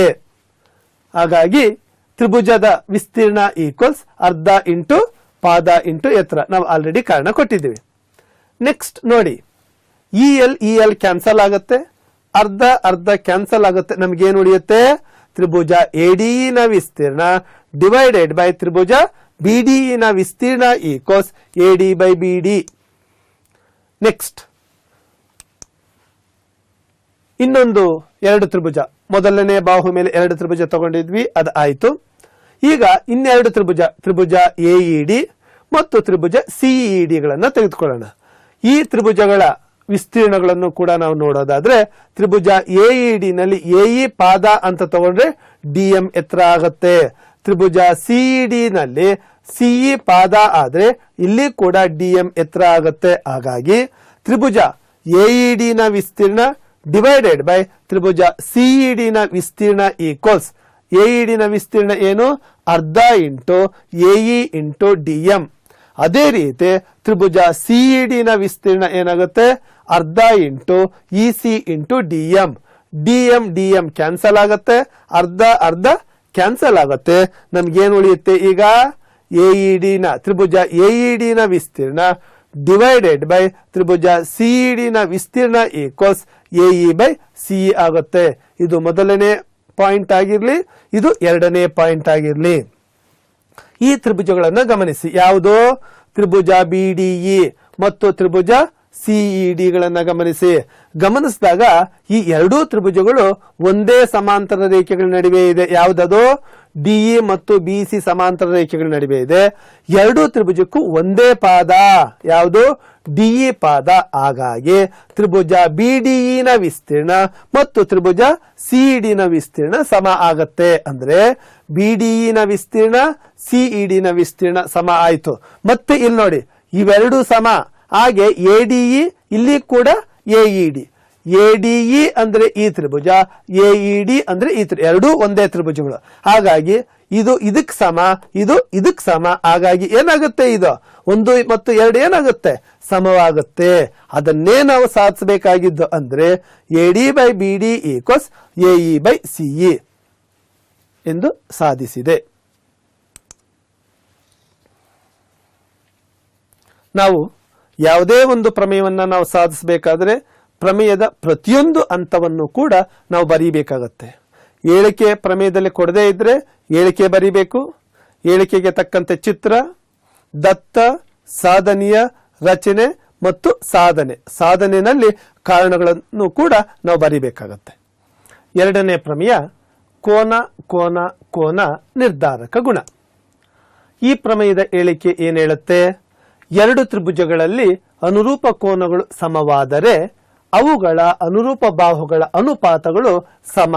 ಆದ್ದರಿಂದ ಆ ತ್ರಿಭುಜಗಳು ಸಮರೂಪವಾಗಿರುತ್ತವೆ. ಈ ಹೇಳಿಕೆಗೆ ತಕ್ಕಂತೆ ಚಿತ್ರವನ್ನ ಬರೆಯೋಣ. ಎರಡು ತ್ರಿಭುಜಗಳು, ತ್ರಿಭುಜ ABC ಮತ್ತು ತ್ರಿಭುಜ DF, ಎರಡು ತ್ರಿಭುಜಗಳನ್ನ ಬರ್ಕೋಬೇಕು. ಆ ತ್ರಿಭುಜಗಳನ್ನ ಬರ್ಕೋಬೇಕಾದ್ರೆ ನಾವು ಒಂದು ಪಾಯಿಂಟ್ ಅನ್ನ ಮನಸ್ಸಲ್ಲಿ ಇಟ್ಕೋಬೇಕು. ಏನದು, ಈ ಎರಡೂ ತ್ರಿಭುಜಗಳಲ್ಲಿ ಅನುರೂಪ ಕೋನಗಳು ಸಮ ಇರೋ ತರ ಎರಡು ತ್ರಿಭುಜಗಳನ್ನ ಬರ್ಕೋಬೇಕಾಗುತ್ತೆ. ABC ತ್ರಿಭುಜ ಮತ್ತು DF ತ್ರಿಭುಜ. ಈ ತ್ರಿಭುಜದಲ್ಲಿ ಅನುರೂಪ ಕೋನಗಳು ಸಮವಾಗಿದೆ. ಯಾವುದು ಅನುರೂಪ ಕೋನಗಳು, ಕೋನ A ಈಕ್ವಲ್ಸ್ ಕೋನ D, ಕೋನ B ಈಕ್ವಲ್ಸ್ ಕೋನ E, ಕೋನ ಸಿ ಈಕ್ವಲ್ಸ್ ಕೋನ ಎಫ್. ಅದನ್ನ ನಾವು ಏಳಿಕೆ ರೂಪದಲ್ಲಿ ಬರೆದ್ರೆ ಅದೇ ದತ್ತ ಆಗುತ್ತೆ. ಏನು ದತ್ತ? ತ್ರಿಭುಜ ABC ಮತ್ತು ತ್ರಿಭುಜ DEF ಗಳಲ್ಲಿ ಕೋನ A ಈಕ್ವಲ್ಸ್ ಕೋನ D, ಕೋನ B ಈಕ್ವಲ್ಸ್ ಕೋನ E, ಕೋನ C ಈಕ್ವಲ್ಸ್ ಕೋನ F. ಈಗ ದತ್ತ ಬರೆದಿದ್ವಿ. ನೆಕ್ಸ್ಟ್ ಏನನ್ನ ಸಾಧಿಸಬೇಕು? ಅದು ಸಾಧನೀಯ. ನಾವೇನಂತ ಸಾಧಿಸಬೇಕು? ಎರಡು ತ್ರಿಭುಜಗಳಲ್ಲಿ ಅನುರೂಪ ಕೋನಗಳು ಸಮವಾದರೆ, ಅನುರೂಪ ಕೋನಗಳು ಸಮ ಆಗಿದವೆ, ಸಮವಾದರೆ ಅವುಗಳ ಬಾಹುಗಳ ಅನುಪಾತಗಳು. ಎಂತ ಬಾಹುಗಳು? ಅವುಗಳ ಅನುರೂಪ ಬಾಹುಗಳು. AB/DE equals BC/EF equals AC/DF ಅಂತ ಸಾಧಿಸಬೇಕು. ಅದೇ ನಮ್ಮ ಸಾಧನೀಯ. ನಾವಿಲ್ಲಿ ಏನಂತ ಸಾಧಿಸಬೇಕು? ಈ ತ್ರಿಭುಜಗಳಲ್ಲಿ AB/DE equals BC/EF equals AC/DF ಅಂತ ಸಾಧಿಸಬೇಕು. ಇದನ್ನ ಸಾಧಿಸಬೇಕಾದ್ರೆ ಒಂದು ಸಣ್ಣದಾದ ರಚನೆಯನ್ನ ನಾವು ಮಾಡ್ಕೋತೀವಿ. ಏನ್ ಅದ ರಚನೆ? AB ಈಕ್ವಲ್ಸ್ DP ಮತ್ತು AC ಈಕ್ವಲ್ಸ್ DQ ಇರುವಂತೆ P ಮತ್ತೆ Q ಗಳನ್ನ DE ಮತ್ತು DF ಗಳಲ್ಲಿ ಕತ್ತರಿಸಿ PQ ಅನ್ನ ಸೇರಿಸಬೇಕಾಗುತ್ತೆ. ನಾವು ರಚನೆಯನ್ನ ಏನ್ ಮಾಡ್ತೀವಿ ಅದನ್ನೇ ನಾವು ಏಳಿಕೆಯಲ್ಲಿ ಬರೆದ್ರೆ ಅದು ರಚನೆ ಆಗತ್ತೆ. AB ಈಕ್ವಲ್ಸ್ DP ಮತ್ತು AC ಈಕ್ವಲ್ಸ್ DQ ಆಗುವಂತೆ ಕತ್ತರಿಸಿ PQ ಗಳನ್ನು ಸೇರಿಸಿ ಅದು ರಚನೆ ಆಯ್ತು. ದತ್ತ ಆಯ್ತು, ಸಾಧನೀಯ ಆಯ್ತು, ರಚನೆ ಆಯ್ತು. ಈಗ ನೆಕ್ಸ್ಟ್ ಏನ್ ಮಾಡಬೇಕು? ಸಾಧನೆ ಸಾಧಿಸಬೇಕು. ಸಾಧನೆ ಚಿತ್ರಗಳು ಕಾಣ್ತಾ ಇದೆ ನಮಗೆ. ABC ತ್ರಿಭುಜ, ಇನ್ನೊಂದು ತ್ರಿಭುಜ DPQ ಕಾಣ್ತಾ ಇದೆ. ಈ ತ್ರಿಭುಜಗಳಲ್ಲಿ ನಮಗೆ ಆಲ್ರೆಡಿ ಗೊತ್ತಿದೆ. ಈಗ ಕೋನ A ಈಕ್ವಲ್ಸ್ ಕೋನ D ಅನುರೂಪ ಕೋನಗಳು ದತ್ತದಲ್ಲಿ ಗೊತ್ತಿದೆ, ಮತ್ತು AB equals DP, AC equals DQ ರಚನೆಯಲ್ಲಿ ನಮಗೆ ಗೊತ್ತಿದೆ. ಹಾಗಾಗಿ ತ್ರಿಭುಜ ABC ಮತ್ತು ತ್ರಿಭುಜ DPQ ಗಳೇನಾದವು? ಸರ್ವಸಮ ತ್ರಿಭುಜಗಳಾದವು. ಏನಾಯ್ತು? ತ್ರಿಭುಜ ABC ಸಮರೂಪ ತ್ರಿಭುಜ DPQ. ಯಾಕೆ ಸರ್ವಸಮ? ನೋಡಿ, ಎರಡು ಬಾಹುಗಳು AB ಮತ್ತು AC, DP ಮತ್ತು DQ ಗಳು ಇವುಗಳ ಅನುರೂಪ ಬಾಹುಗಳು ಸಮ ಆದವು, ಮತ್ತು ಅವುಗಳ ಮಧ್ಯದಲ್ಲಿರುವ ಅನುರೂಪ ಕೋನಗಳು ಕೂಡ ಸಮ ಆದವು. ಬಾಹು ಕೋನ ಬಾಹು ಸರ್ವಸಮತೆಯ ನಿರ್ಧಾರಕ ಗುಣದ ಆಧಾರದ ಮೇಲೆ ತ್ರಿಭುಜ ABC ಮತ್ತು DPQ ಈ ಎರಡೂ ತ್ರಿಭುಜಗಳು ಸರ್ವಸಮ ತ್ರಿಭುಜಗಳಾದವು. ತ್ರಿಭುಜಗಳು ಸರ್ವಸಮ ಆದರೆ ಅವುಗಳ ಅನುರೂಪ ಬಾಹುಗಳು, ಉಳಿದಂತಹ ಬಾಹುಗಳು ಮತ್ತು ಕೋನಗಳು ಕೂಡ ಸರ್ವಸಮ ಆಗ್ತವೆ. ಅಂದ್ರೆ BC ಈಕ್ವಲ್ಸ್ PQ ಆಯ್ತು, ಕೋನ B ಈಕ್ವಲ್ಸ್ ಕೋನ DPQ ಆಯ್ತು. ನಮ್ಗೆ ಆಲ್ರೆಡಿ ಗೊತ್ತಿದೆ ಕೋನ B ಈಕ್ವಲ್ಸ್ ಕೋನ E. ಹಾಗಾಗಿ ಕೋನ B ಈಕ್ವಲ್ಸ್ ಕೋನ DPQ ಈಕ್ವಲ್ಸ್ ಕೋನ E. ಇಲ್ಲಿ ನೋಡಿ, ಕೋನ DPQ ಈಕ್ವಲ್ಸ್ ಕೋನ E. ಈ ಎರಡೂ ಕೋನಗಳು ಸಮ ಆದರೆ ಏನಾಗುತ್ತೆ? PQ ಮತ್ತು EF ಎಂತ ಬಾಹುಗಳಾಗ್ತವೆ? ಅವು ಸಮಾಂತರ ರೇಖೆಗಳಾಗ್ತವೆ. ಈ ಎರಡೂ ಕೋನಗಳು ಸಮ ಆಗಿರೋದ್ರಿಂದ PQ ಈಕ್ವಲ್ಸ್ EF ಸಮಾಂತರ ರೇಖೆಗಳಾಗ್ತವೆ. ಥೇಲ್ಸನ ಉಪಪ್ರಮೇಯದ ಪ್ರಕಾರ ನಾವೇನಂತ ಬರೀಬಹುದು? PQ EF ಗೆ ಸಮಾಂತರವಾದರೆ DP/DE equals PQ/EF equals DQ/DF ಅಂತ ಬರೀಬಹುದು. ನಮಗೆ ಆಲ್ರೆಡಿ ಗೊತ್ತಿದೆ DP equals AB, DP equals AB ರಚನೆಯಲ್ಲಿ ಗೊತ್ತಿದೆ, ಅಥವಾ ಸರ್ವಸಮ ತ್ರಿಭುಜಗಳು ಅಂತ ನಾವು ಬರೆದಿದ್ದೀವಿ. PQ equals BC, DQ equals AC. ಹಾಗಾಗಿ ನಾವೇನಂತ ಬರೀಬಹುದು? DP/DE equals PQ/EF equals DQ/DF. ಏನಂತ ಬರೀಬಹುದು ಅಂದ್ರೆ ಅದನ್ನ AB/DE equals BC/EF equals AC/DF ಅಂತ ಬರೀಬಹುದು. ಕಾರಣ ಏನು? ತ್ರಿಭುಜ ABC ಸಮಾಂತರ ಸರ್ವಸಮ ತ್ರಿಭುಜ DPQ. ಹಾಗಾಗಿ ನಾವೇನನ್ನು ಸಾಧಿಸಬೇಕಾಗಿತ್ತು? ಅನುರೂಪ ಕೋನಗಳು ಸಮ ಆದ್ರೆ ಅವುಗಳ ಅನುರೂಪ ಬಾಹುಗಳು ಸಮಾನುಪಾತದಲ್ಲಿ ಇರುತ್ತವೆ ಅಂತ ಸಾಧಿಸಬೇಕಾಗಿತ್ತು. ಸಾಧಿಸಿದ್ವಿ. ಈ ಅನುರೂಪ ಬಾಹುಗಳ ಅನುಪಾತಗಳು ಸಮ ಆಗಿರೋದ್ರಿಂದ ಈ ಎರಡು ತ್ರಿಭುಜಗಳು ಸಮರೂಪವಾಗಿರುತ್ತವೆ. ಇದನ್ನು ನಾವು ಸಾಧಿಸಬೇಕಾಗಿತ್ತು, ಸಾಧಿಸಿದ್ದೀವಿ. ವಿದ್ಯಾರ್ಥಿಗಳೇ, ನೆಕ್ಸ್ಟ್ ಮುಂದಿನ ಪ್ರಮೇಯ ಯಾವುದು? ಸಮರೂಪ ತ್ರಿಭುಜಗಳ ವಿಸ್ತೀರ್ಣಗಳ ಮೇಲಿನ ಪ್ರಮೇಯ. ಈ ಪ್ರಮೇಯದ ಹೇಳಿಕೆ ಏನು? ಎರಡು ಸಮರೂಪ ತ್ರಿಭುಜಗಳ ವಿಸ್ತೀರ್ಣಗಳ ಅನುಪಾತವು ಅವುಗಳ ಅನುರೂಪ ಬಾಹುಗಳ ವರ್ಗಗಳ ಅನುಪಾತಕ್ಕೆ ಸಮ. ಏನು ಹೇಳುತ್ತೆ ಹೇಳಿಕೆ? ಎರಡು ಸಮರೂಪ ತ್ರಿಭುಜಗಳ ವಿಸ್ತೀರ್ಣಗಳ ಅನುಪಾತವು ಅವುಗಳ ಅನುರೂಪ ಬಾಹುಗಳ ವರ್ಗಗಳ ಅನುಪಾತಕ್ಕೆ ಸಮ ಅಂತ ಹೇಳುತ್ತೆ. ಸಮ ಅಂತ ನಾವು ಸಾಧಿಸಬೇಕು. ಇದನ್ನ ಸಾಧಿಸಬೇಕಾದ್ರೆ ಮೊದಲನೆಯದಾಗಿ ನಾವು ಚಿತ್ರವನ್ನ ಬರಿಬೇಕು. ಎರಡು ಚಿತ್ರಗಳು ಯಾವುದು? ತ್ರಿಭುಜ ABC ಸಮರೂಪ ತ್ರಿಭುಜ DF ಅಂತ ಬರ್ಕೋಬೇಕು. ತ್ರಿಭುಜಗಳನ್ನ ಬರೆದಿದ್ದೀವಿ. ಈ ಎರಡು ತ್ರಿಭುಜಗಳು ಸಮರೂಪ ತ್ರಿಭುಜಗಳು. ಚಿತ್ರದಲ್ಲಿ ಏನ್ ಕೊಟ್ಟಿದೆ ಅದನ್ನ ನಾವು ಹೇಳಿಕೆ ರೂಪದಲ್ಲಿ ಬರೆದ್ರೆ ಅದೇ ದತ್ತ ಆಗುತ್ತೆ. ತ್ರಿಭುಜ ABC ಸಮರೂಪ ತ್ರಿಭುಜ DEF. ಈ ಎರಡೂ ತ್ರಿಭುಜಗಳು ಸಮರೂಪ ಆಗಿರೋದ್ರಿಂದ ನಮಗೇನ್ ಗೊತ್ತಿದೆ? ತ್ರಿಭುಜಗಳು ಸಮರೂಪವಾದರೆ ಅವುಗಳ ಅನುರೂಪ ಬಾಹುಗಳು ಸಮಾನುಪಾತದಲ್ಲಿರುತ್ತವೆ. ಅಂದ್ರೆ AB/DE equals BC/EF equals AC/DF. ಇದು ದತ್ತ. ನೆಕ್ಸ್ಟ್ ನಾವಿಲ್ಲಿ ಏನು ಸಾಧಿಸಬೇಕು ಇದೆಯಲ್ಲ, ಅದನ್ನ ನಾವು ಸಾಧನೀಯ ಅಂತ ಕರಿತೀವಿ. ನಾವೇನನ್ನು ಸಾಧಿಸಬೇಕು? ಎರಡು ತ್ರಿಭುಜಗಳು ಸಮರೂಪವಾದರೆ ಅವುಗಳ ವಿಸ್ತೀರ್ಣಗಳ ಅನುಪಾತವು, ಅಂದ್ರೆ ತ್ರಿಭುಜ ABC ನ ವಿಸ್ತೀರ್ಣ ಡಿವೈಡೆಡ್ ಬೈ ತ್ರಿಭುಜ DF ನ ವಿಸ್ತೀರ್ಣ ಈಕ್ವಲ್ಸ್ ಅವುಗಳ ಅನುರೂಪ ಬಾಹುಗಳ ವರ್ಗಗಳ ಅನುಪಾತಕ್ಕೆ ಸಮ ಆಗಿರುತ್ತೆ. ಅಂದ್ರೆ ತ್ರಿಭುಜ ABC ನ ವಿಸ್ತೀರ್ಣ ಡಿವೈಡೆಡ್ ಬೈ ತ್ರಿಭುಜ DF ನ ವಿಸ್ತೀರ್ಣ equals AB² divided by DE² ಅಥವಾ BC² ಡಿವೈಡೆಡ್ ಬೈ EF² ಅಥವಾ AC² ಡಿವೈಡೆಡ್ ಬೈ DF² ಅಂತಾನು ಬರೀಬಹುದು. ನಾವಿಲ್ಲಿ ಯಾವುದಾದ್ರೂ ಒಂದನ್ನ ಸಾಧಿಸಿದ್ರೆ ಸಾಕು. ನಾವು ಏನ್ ಸಾಧನೀಯ ಇದೆಯಲ್ಲ ಇದನ್ನ ಸಾಧಿಸಬೇಕಾದ್ರೆ ಸಣ್ಣದಾದ ಒಂದು ರಚನೆಯನ್ನ ಮಾಡ್ಕೋಬೇಕಾಗುತ್ತೆ ಎರಡು ತ್ರಿಭುಜಗಳಿಗೆ. ಏನದು ರಚನೆ? AL ಲಂಬ BC ಮತ್ತು BM ಲಂಬ EF ಗೆ ಎಳ್ಕೋಬೇಕಾಗತ್ತೆ. ಲಂಬ ಎಳ್ಕೊಂಡಾಗ ಏನಾಗುತ್ತೆ? ಕೋನ ALB ಈಕ್ವಸ್ 90 ಡಿಗ್ರಿ, DME ಕೂಡ 90 ಡಿಗ್ರಿ ಆಗುತ್ತೆ. ಇದನ್ನ ನೆಕ್ಸ್ಟ್ ಅಂತ ಏನು? ಸಾಧನೆ. ಸಾಧಿಸಬೇಕಾದ್ರೆ ಇಲ್ಲಿ ನಾವು ಎರಡು ತ್ರಿಭುಜಗಳನ್ನ ತಗೋತೀವಿ. ಯಾವ ಎರಡು ತ್ರಿಭುಜಗಳನ್ನ ತಗೋತೀವಿ ಅಂದ್ರೆ ತ್ರಿಭುಜ ABL ಮತ್ತು ತ್ರಿಭುಜ DEM. ಈ ಎರಡೂ ತ್ರಿಭುಜಗಳನ್ನ ತಗೊಳ್ಳೋಣ. ಅಲ್ಲಿ ನೋಡೋಣ ಏನೇನು ಸಮ ಇದೆ ಅಂತ. ಕೋನ B ಈಕ್ವಸ್ ಕೋನ E. ಯಾಕೆ ಕೋನ B ಈಕ್ವಸ್ ಕೋನ E? ಈ ಎರಡೂ ತ್ರಿಭುಜಗಳು ಸಮರೂಪ ತ್ರಿಭುಜಗಳಾಗಿರೋದ್ರಿಂದ ಅವುಗಳ ಅನುರೂಪ ಕೋನಗಳು ಸಮವಾಗಿರುತ್ತವೆ. ಅದು ದತ್ತ. ಅದಾದ ಮೇಲೆ ಕೋನ ALB ಈಕ್ವಸ್ ಕೋನ DME. ಯಾಕೆ ಅವೆರಡೂ ಕೋನಗಳು ಸಮ ಅಂದ್ರೆ ರಚನೆಯಲ್ಲಿ ಮಾಡಿದೀವಿ. AL ಲಂಬ BC, DM ಲಂಬ EF. ಹಾಗಾಗಿ ಇವೆರಡೂ ಕೋನಗಳು ಲಂಬ ಕೋನಗಳಾಗ್ತವೆ.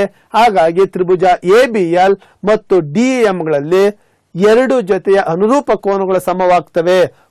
ಕೋನ ನಿರ್ಧಾರಕ ಗುಣದ ಆಧಾರದ ಮೇಲೆ ತ್ರಿಭುಜ ABL ಸಮರೂಪ ತ್ರಿಭುಜ DEM ಅಂತ ಬರಿಬಹುದು. ಕೋನ ನಿರ್ಧಾರಕ ಗುಣದಂತೆ ಅಥವಾ ಗುಣದ ಆಧಾರದ ಮೇಲೆ. ಆ ಎರಡೂ ತ್ರಿಭುಜಗಳು ಸಮರೂಪ ತ್ರಿಭುಜಗಳಾದರೆ ತ್ರಿಭುಜ ABL ಸಮರೂಪ ತ್ರಿಭುಜ DEM ಆದ್ರೆ ನಾವೇನಂತ ಬರಿಬಹುದು? ಬಾಹುಗಳ ಅನುಪಾತ ಸಮ ಇದೆ ಅಂತ ಬರಿಬಹುದು. ಯಾವುದು ಬಾಹು? AB divided by DE equals AL divided by DM ಅಂತ ಬರಿಬಹುದು. ನಮಗೆ ಕಾರಣ ಏನು? ತ್ರಿಭುಜಗಳು ಸಮರೂಪವಾದರೆ ಬಾಹುಗಳು ಸಮಾನುಪಾತದಲ್ಲಿರುತ್ತವೆ. ನಮಗೆ ದತ್ತದಲ್ಲಿ ಗೊತ್ತಿದೆ ಏನು? ಈ ABC ತ್ರಿಭುಜ DF ತ್ರಿಭುಜ ಸಮರೂಪ ತ್ರಿಭುಜ ಅಂತ ನಾವು ತಗೊಂಡಿದ್ದೀವಿ. ಆ ತ್ರಿಭುಜಗಳು ಸಮರೂಪ ಆದಾಗ ಬಾಹುಗಳ ಅನುಪಾತ ಸಮ ಅಂತ ನಮಗ್ ಗೊತ್ತಿದೆ. ಅಂದ್ರೆ AB/DE ಈಕ್ವಸ್ BC/EF ಅಂತ ಗೊತ್ತಿದೆ. ಇಲ್ಲಿ ನೋಡಿ AB/DE, ಇಲ್ಲಿ ಕೂಡ AB/DE, AL/DM, BC/F. ಎಡಭಾಗಗಳು ಸಮ ಆದ್ರೆ ಬಲಭಾಗಗಳು ಏನಾಗುತ್ತೆ? ಅದು ಕೂಡ ಸಮ ಆಗುತ್ತೆ. ಹಾಗಾಗಿ AL/DM ಈಕ್ವಲ್ಸ್ BC/EF. ಈಗ ನೋಡಿ, ತ್ರಿಭುಜ ABC ನ ವಿಸ್ತೀರ್ಣ ಡಿವೈಡೆಡ್ ಬೈ ತ್ರಿಭುಜ DEF ನ ವಿಸ್ತೀರ್ಣ ಈಕ್ವಲ್ಸ್, ನಮಗೆ ಯಾವುದೇ ತ್ರಿಭುಜದ ವಿಸ್ತೀರ್ಣ ನಮಗೆ ಗೊತ್ತಿದೆ, ಅರ್ಧ ಇಂಟು ಪಾದ ಇಂಟು ಎತ್ತರ. ಅದೇ ರೀತಿ ತ್ರಿಭುಜ ABC ನ ವಿಸ್ತೀರ್ಣ BC ಪಾದ AL ಎತ್ತರ, ABC ನ ವಿಸ್ತೀರ್ಣ ಈಕ್ವಲ್ಸ್ ಅರ್ಧ ಇಂಟು BC ಇಂಟು AL. ಅದೇ ರೀತಿ ತ್ರಿಭುಜ DEF ಅಲ್ಲಿ EF ಪಾದ DM ಎತ್ತರ, ತ್ರಿಭುಜ DF ನ ವಿಸ್ತೀರ್ಣ ಈಕ್ವಲ್ಸ್ ಅರ್ಧ ಇಂಟು EF ಇಂಟು DM. ಅರ್ಧ ಅರ್ಧ ಕ್ಯಾನ್ಸಲ್ ಆಗುತ್ತೆ. ಈಗ ಏನಾಗುತ್ತೆ, ತ್ರಿಭುಜ ABC ನ ವಿಸ್ತೀರ್ಣ ಡಿವೈಡೆಡ್ ಬೈ ತ್ರಿಭುಜ DF ನ ವಿಸ್ತೀರ್ಣ ಈಕ್ವಲ್ಸ್ ಅರ್ಧ ಅರ್ಧ ಕ್ಯಾನ್ಸಲ್ ಆಗುತ್ತೆ. BC/EF. AL/DM ಜಾಗದಲ್ಲಿ ನಾವೇನ್ ಬರೀಬಹುದು, BC/EF. ಹಾಗಾಗಿ ತ್ರಿಭುಜ ABC ನ ವಿಸ್ತೀರ್ಣ ಡಿವೈಡೆಡ್ ಬೈ ತ್ರಿಭುಜ DF ನ ವಿಸ್ತೀರ್ಣ equals BC² divided by EF². BC into BC BC², EF into EF EF². ನಾವು ಇಲ್ಲಿ BC ಪಾದ AL ಎತ್ತರ ಅಂತ ತಗೊಂಡಿದ್ದೀವಿ, EM ಪಾದ DM ಎತ್ತರ ಅಂತ ತಗೊಂಡಿದ್ದೀವಿ. ಇಲ್ಲಿ BC ಮತ್ತು EF ಗಳನ್ನ ಪಾದಗಳಾಗಿ ತಗೊಂಡಿದ್ರೆ BC²/EF² ಬರುತ್ತೆ. AB ಅನ್ನ ಪಾದ ತಗೊಂಡ್ರೆ ಮತ್ತು AB ಮತ್ತು D ಗಳನ್ನ ಪಾದಗಳಾಗಿ ತಗೊಂಡ್ರೆ AB² ಡಿವೈಡೆಡ್ ಬೈ DE² ಬರುತ್ತೆ. ಹಾಗೆ AC ಮತ್ತೆ DF ಗಳನ್ನ ಪಾದಗಳಾಗಿ ತಗೊಂಡ್ರೆ AC²/DF² ಬರುತ್ತೆ. ಅದೇ ರೀತಿ ನಾವೇನನ್ನ ಸಾಧಿಸಬೇಕಾಯಿತು, ತ್ರಿಭುಜ ABC ನ ವಿಸ್ತೀರ್ಣ ಡಿವೈಡೆಡ್ ಬೈ ತ್ರಿಭುಜ DF ನ ವಿಸ್ತೀರ್ಣ equals BC² divided by EF² equals AB² divided by DE² ಅಥವಾ AC² ಡಿವೈಡೆಡ್ ಬೈ DF² ಅಂತ ತಗೋಬಹುದು.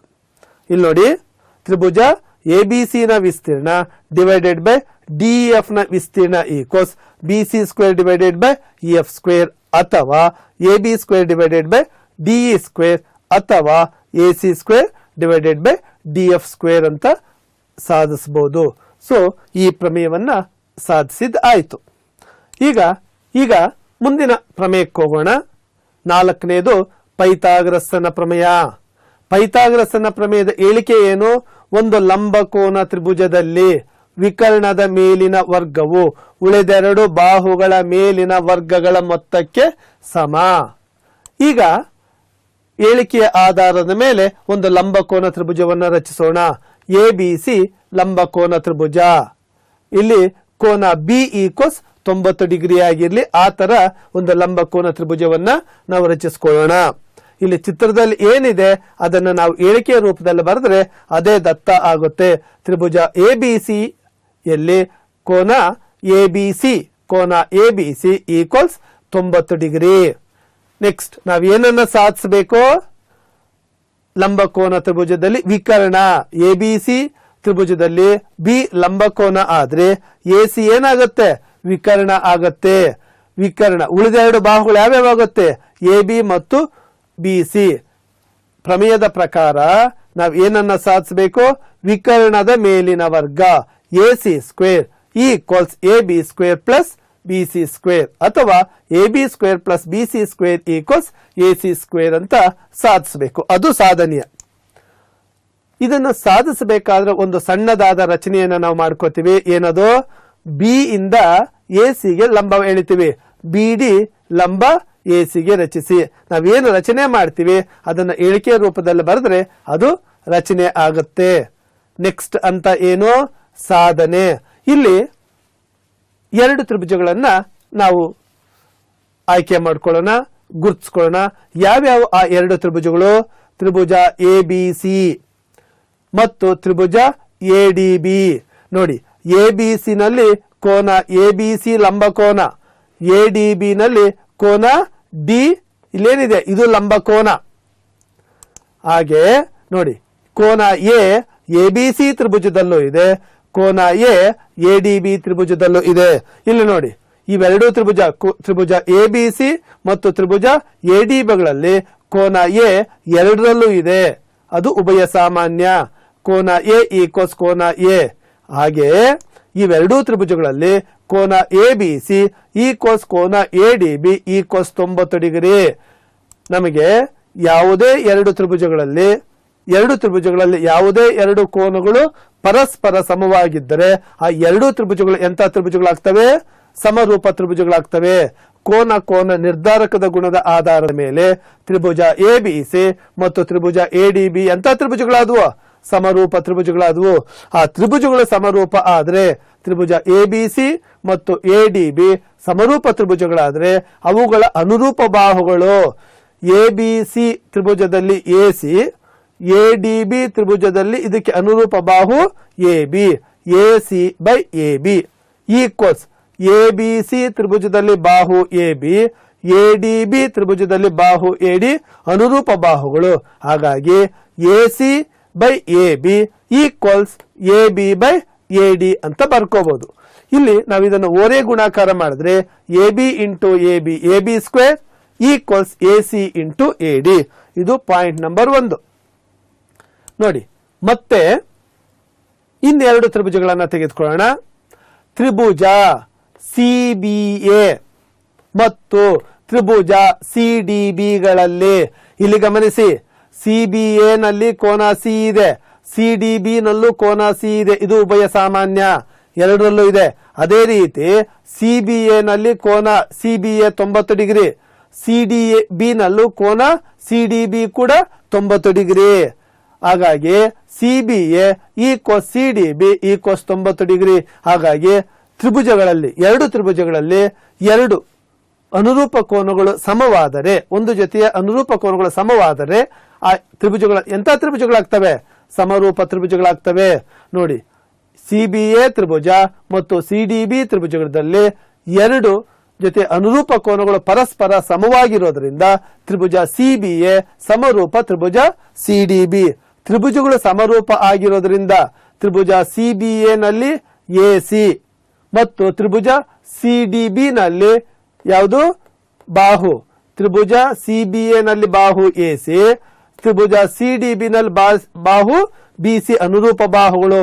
ಅದೇ ರೀತಿ ತ್ರಿಭುಜ ಸಿಬಿಎ ನಲ್ಲಿ ಬಾಹು ಬಿಸಿ ಮತ್ತು ತ್ರಿಭುಜ ಸಿಡಿಬಿ ನಲ್ಲಿ ಬಾಹು ಡಿಸಿ ಅನುರೂಪ ಬಾಹುಗಳಾಗ್ತವೆ. ನಮಗೆ ಗೊತ್ತಿದೆ ಅನುರೂಪ ಬಾಹುಗಳ ಅನುಪಾತಗಳೇನಾಗಿರುತ್ತೆ? ಸಮವಾಗಿರುತ್ತೆ. ಹಾಗಾಗಿ ನಾವು ಏನಂತ ಬರ್ಕೋಬಹುದು? AC divided by BC equals BC divided by DC ಅಂತ ಬರೀಬಹುದು. ಒರೇ ಗುಣಾಕಾರ ಮಾಡಿದ್ರೆ BC into BC, BC square equals AC into DC. ಇದನ್ನ ನಾವು 2 ಅಂತ ತಗೊಳ್ಳೋಣ. ಮೊದಲನೇದು ನಮ್ಗೆ ಏನಂತ ಬಂದಿತ್ತು? AB square. ಮೊದಲನೇದು ನಮ್ಗೆ ಏನಂತ ಬಂದಿತ್ತು? AB square equals AC into AD ಅಂತ ಬಂದಿತ್ತು. ಎರಡನೇದೇನು? BC square equals AC into DC. 1 plus 2ರಿಂದ AB square plus BC square equals AC into ಎಡಿ plus AC into DC. AB square plus BC square equals ಎರಡರಲ್ಲೂ AC ಇದೆ, AC ಅನ್ನ common ತಗೊಂಡು ಉಳಿಯೋದೇನು? ಎಡಿ ಪ್ಲಸ್ ಇಲ್ಲಿ ಉಳಿಯೋದೇನು? DC. AB square plus BC square equals AC. ನೋಡಿ, AD plus DC ಏನಾಗುತ್ತೆ? ಎಸಿ ಆಗುತ್ತೆ. ಎಡಿ ಪ್ಲಸ್ ಡಿಸಿನ ನಾವು ಎಸಿ ಅಂತ ಬರೀಬಹುದು. ಸೊ ಹಾಗಾಗಿ AB square plus BC square equals AC square. ನಾವೇನನ್ನು ಸಾಧಿಸಬೇಕಾಗಿತ್ತು? ಇದನ್ನೇ. So AB square plus BC square equals AC square. ಈಗ ಸಾಧಿಸಿದೆ. ಈಗ ಕೊನೆಯದಾಗಿ ಇನ್ನೊಂದು ಪ್ರಮೇಯ ಇದೆ. ಅದ್ಯಾವುದು? ಪೈಥಾಗರಸನ ಪ್ರಮೇಯದ ವಿಲೋಮ. ಕೊನೆಯದಾಗಿ ಇನ್ನೊಂದು ಪ್ರಮೇಯ ಉಳಿದಿದೆ. ಪೈಥಾಗರಸನ ಪ್ರಮೇಯದ ವಿಲೋಮದ ಹೇಳಿಕೆ ಏನ್ ಹೇಳುತ್ತೆ? ಒಂದು ತ್ರಿಭುಜದಲ್ಲಿ ಅತ್ಯಂತ ದೊಡ್ಡ ಬಾಹುವಿನ ಮೇಲಿನ ವರ್ಗವು ಉಳಿದ ಎರಡು ಬಾಹುಗಳ ವರ್ಗಗಳ ಮೊತ್ತಕ್ಕೆ ಸಮನಾದರೆ ಆ ಎರಡೂ ಬಾಹುಗಳ ನಡುವೆ ಲಂಬಕೋನ ಏರ್ಪಡುತ್ತದೆ. ಈ ಪ್ರಮೇಯವನ್ನ ಸಾಧಿಸಬೇಕಾದ್ರೆ ನಾವು ಫಸ್ಟ್ ತ್ರಿಭುಜ ಎಬಿಸಿ ಯನ್ನ ರಚನೆ ಮಾಡ್ಕೊಳ್ಳೋಣ. ತ್ರಿಭುಜ ಎಬಿಸಿ. ಈ ಎಬಿಸಿ ನಲ್ಲಿ ಏನಂತ ಕೊಟ್ಟಿದೆ? ಒಂದು ತ್ರಿಭುಜ ಎಬಿಸಿ. ನಮಗ್ ಬಾಹು ಕೋನ ಎಬಿಸಿ 90 ಡಿಗ್ರಿ ಅಂತ ಗೊತ್ತಿಲ್ಲ. ಈ ತ್ರಿಭುಜ ಎಬಿಸಿ ನಲ್ಲಿ ಒಂದು ತ್ರಿಭುಜದಲ್ಲಿ ಅತ್ಯಂತ ದೊಡ್ಡ ಬಾಹು ಎಸಿನ ದೊಡ್ಡ ಬಾಹು ಅಂತ ಅಂದ್ಕೊಳ್ಳೋಣ. ದೊಡ್ಡ ಬಾಹುವಿನ ಮೇಲಿನ ವರ್ಗ ಅಂದ್ರೆ ಎಸಿ ಸ್ಕ್ವೇರ್ ಈಕ್ವಲ್ಸ್ ಉಳಿದ ಎರಡು ಬಾಹು ಯಾವುದು? ಎಬಿ ಮತ್ತೆ BC. AB square plus BC square ಆಗುತ್ತೆ. ಇದು ದತ್ತ. ತ್ರಿಭುಜ ಎಬಿಸಿ ನಲ್ಲಿ AC square equals AB square plus BC square. ನಾವೇನನ್ನು ಸಾಧಿಸಬೇಕು? ಕೋನ ಬಿ ಇದೆಯಲ್ಲ, ಈ ABC ಈ ಕೋನ ನಾವು 90 ಡಿಗ್ರಿ ಅಂತ ಸಾಧಿಸಬೇಕು. ಇದನ್ನು ಸಾಧಿಸಬೇಕಾದ್ರೆ ಒಂದು ರಚನೆಯನ್ನು ಮಾಡ್ಕೋಬೇಕು, ಇನ್ನೊಂದು ತ್ರಿಭುಜವನ್ನ ರಚನೆ ಮಾಡ್ಕೋಬೇಕು. ಆ ತ್ರಿಭುಜ ಹೇಗಿರ್ಬೇಕಂದ್ರೆ, ಆ ತ್ರಿಭುಜದ ಬಾಹುಗಳು ಹೇಗಿರ್ಬೇಕು ಅಂದ್ರೆ AB equals PQ, BC equals QR, AB equals PQ, BC equals QR, ಅಥವಾ PQ equals AB, QR equals BC ಮತ್ತು ಕೋನ Q ಈಕ್ವಲ್ಸ್ 90 ಡಿಗ್ರಿ ಇರುವಂತೆ PQR ತ್ರಿಭುಜವನ್ನ ರಚಿಸಬೇಕು. ನಾವೇನು ರಚನೆ ಮಾಡ್ತೀವಲ್ಲ ಅದನ್ನು ಏಳಿಕೆ ರೂಪದಲ್ಲಿ ಬರೆದ್ರೆ ಅದು ರಚನೆ ಆಗುತ್ತೆ. PQ equals AB, QR equals BC ಆಗುವಂತೆ ಹಾಗೂ ಕೋನ Q ಈಕ್ವಲ್ಸ್ 90 ಡಿಗ್ರಿ ಇರುವಂತೆ ತ್ರಿಭುಜ PQR ಅನ್ನು ರಚಿಸಿ. ಈಗ ನೆಕ್ಸ್ಟ್ ಅಂತ ಏನ್ ನಮ್ದು ಸಾಧನೆ. ಚಿತ್ರಗಳು ಕಾಣ್ತಾ ಇದೆಯಲ್ಲ ನೋಡಿ, ಈ ಚಿತ್ರಗಳಲ್ಲಿ ತ್ರಿಭುಜ PQR ಇದೊಂದು ಲಂಬಕೋನ ತ್ರಿಭುಜ ನಾವು ರಚನೆಯಲ್ಲಿ ಗೊತ್ತಿದೆ. ಹಾಗಾಗಿ ಪೈಥಾಗರಸ್ನ ಪ್ರಮೇಯದಂತೆ ನಾವೇನಂತ ಬರಿಬಹುದು, PR ವಿಕರ್ಣ ತಾನೆ, PR square equals PQ square plus QR square. ನಮಗ್ ಗೊತ್ತಿದೆ PR ಸ್ಕ್ವೇರ್ ಈಕ್ವಲ್ಸ್ PQ ಯಾವುದಕ್ಕೆ ಸಮ, AB ಗೆ ಸಮ. PQ ಸ್ಕ್ವೇರ್ ಜಾಗದಲ್ಲಿ AB ಸ್ಕ್ವೇರ್ ಅಂತ ಬರೀಬಹುದು. QR ಯಾವುದಕ್ಕೆ ಸಮ, BC, QR ಸ್ಕ್ವೇರ್ ಜಾಗದಲ್ಲಿ BC ಸ್ಕ್ವೇರ್ ಅಂತ ಬರೀಬಹುದು. ನಮಗೆ ದತ್ತದಲ್ಲಿ ಗೊತ್ತಿದೆ, ಏನು ದತ್ತ, AC square equals AB square plus BC square ಅಂತ ಗೊತ್ತಿದೆ. ಇಲ್ಲಿ ನೋಡಿ, AB square AB square, BC square BC square, ಇದು ಇದಕ್ಕೆ ಸಮ, ಇದು ಇದಕ್ಕೆ ಸಮ. ಹಾಗಾಗಿ ಏನಾಗುತ್ತೆ, 1 ಮತ್ತು 2ರಿಂದ ನಾವೇನಂತ ಬರೀಬಹುದು, PR square equals AC square, ಅಥವಾ AC ಈಕ್ವಲ್ಸ್ PR, ಅಥವಾ PR ಈಕ್ವಲ್ಸ್ AC ಅಂತ ಬರ್ಕೋಬಹುದು. ಈಗ ನೋಡೋಣ, ತ್ರಿಭುಜ ABC ಮತ್ತು ತ್ರಿಭುಜ PQR ಗಳಲ್ಲಿ ನಮಗೆ ರಚನೆನಲ್ಲಿ ಗೊತ್ತಿದೆ, AB equals PQ, BC equals QR ಅಂತ ಗೊತ್ತಿದೆ. ಸಾಧನೆ ಸಾಧಿಸಿದೀವಿ, ಏನಂತ, AC ಈಕ್ವಲ್ಸ್ PR ಅಂತ ಸಾಧಿಸಿದೀವಿ. ಒಂದು ತ್ರಿಭುಜದ 3 ಬಾಹುಗಳು ಇನ್ನೊಂದು ತ್ರಿಭುಜದ 3 ಬಾಹುಗಳು ಪರಸ್ಪರ ಸಮವಾಗಿರೋದ್ರಿಂದ ಈ ಎರಡೂ ತ್ರಿಭುಜಗಳು ಎಂತ ತ್ರಿಭುಜಗಳಾಗ್ತವೆ, ಸರ್ವಸಮ ತ್ರಿಭುಜಗಳಾಗ್ತವೆ. ತ್ರಿಭುಜಗಳು ಸರ್ವಸಮ ತ್ರಿಭುಜಗಳಾಗೋದ್ರಿಂದ ಅವುಗಳ ಅನುರೂಪ ಕೋನಗಳು ಪರಸ್ಪರ ಸಮವಾಗಿರುತ್ತೆ, ಮತ್ತೆ ಅನುರೂಪ ಬಾಹುಗಳೂ ಕೂಡ ಸಮವಾಗಿರುತ್ತೆ. ಹಾಗಾಗಿ ಕೋನ B ಈಕ್ವಲ್ಸ್ ಕೋನ Q ಈಕ್ವಲ್ಸ್ 90 ಡಿಗ್ರಿ. ಹಾಗಾಗಿ ಕೋನ B ಈಕ್ವಲ್ಸ್ 90 ಡಿಗ್ರಿ. ಇದನ್ನೇ ನಾವು ಸಾಧಿಸಬೇಕಾಗಿದ್ದು. ವಿದ್ಯಾರ್ಥಿಗಳೇ, ಇಲ್ಲಿಯ ತನಕ ನಾವು ತ್ರಿಭುಜಗಳಿಗೆ ಸಂಬಂಧಿಸಿದಂತೆ ಒಂದು ಪ್ರಮುಖವಾದ ಕಲಿಕಾಂಶಗಳು ಏನಿದೆ ಈ ಘಟಕದಲ್ಲಿ, ಪ್ರಮೇಯಗಳಂತ ನಾವು ಏನ್ ಕರಿತೀವಿ, ಆ ಎಲ್ಲಾ ಪ್ರಮೇಯಗಳನ್ನ ಹಂತವಾಗಿ ನಾವು ಈಗ ಚರ್ಚೆ ಮಾಡಿದೀವಿ. ನೀವು ಮತ್ತೊಂದು ಸಾರಿ ಇದನ್ನ ಪುನರ್ಮನನ ಮಾಡೋದಾಗಿ ಅಥವಾ ಇದನ್ನು ಅಭ್ಯಾಸ ಮಾಡೋದ್ರ ಮೂಲಕ ಈ ಕಲಿಕೆಯನ್ನ ದೃಢೀಕರಿಸ್ಕೋಬಹುದು.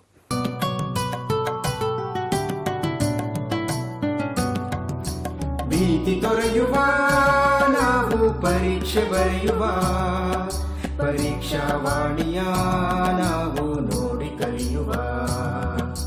ಖಾಲಿ ಜಾಗ ಭರ್ತಿ ಮಾಡಿ ಹೊಂದಿಸಿ ಬರೆದು ಲೆಕ್ಕ ಮಾಡಿ, ಚಿತ್ರ ಬರೆದು ಭಾಗವ ಹೆಸರಿಸಿ ಎಲ್ಲ ಪ್ರಶ್ನೆಗೂ ಉತ್ತರಿಸಿ. ಪಾಸು ಫೇಲು ಗೆಲುವು ಸೋಲು ಜೀವನ ಎಲ್ಲಕ್ಕಿಂತ ಮಿಗಿಲು. ಅಂಕಗಳೆಂದರೆ ಮೇಲಿನ ತೊಗಟೆ, ವಿದ್ಯೆ ಅದರ ಒಳಗಿನ ತಿರುಳು. ಭೀತಿ ತೊರೆಯುವ ನಾವು ಪರೀಕ್ಷೆ ಬರೆಯುವ, ಪರೀಕ್ಷಾವಾಣಿಯ ನಾವು ನೋಡಿ ಕಲಿಯುವ. ಪರೀಕ್ಷಾವಾಣಿಯ ನಾವು ನೋಡಿ ಕಲಿಯುವ, ಪರೀಕ್ಷಾವಾಣಿಯ ನಾವು ನೋಡಿ ಕಲಿಯುವ.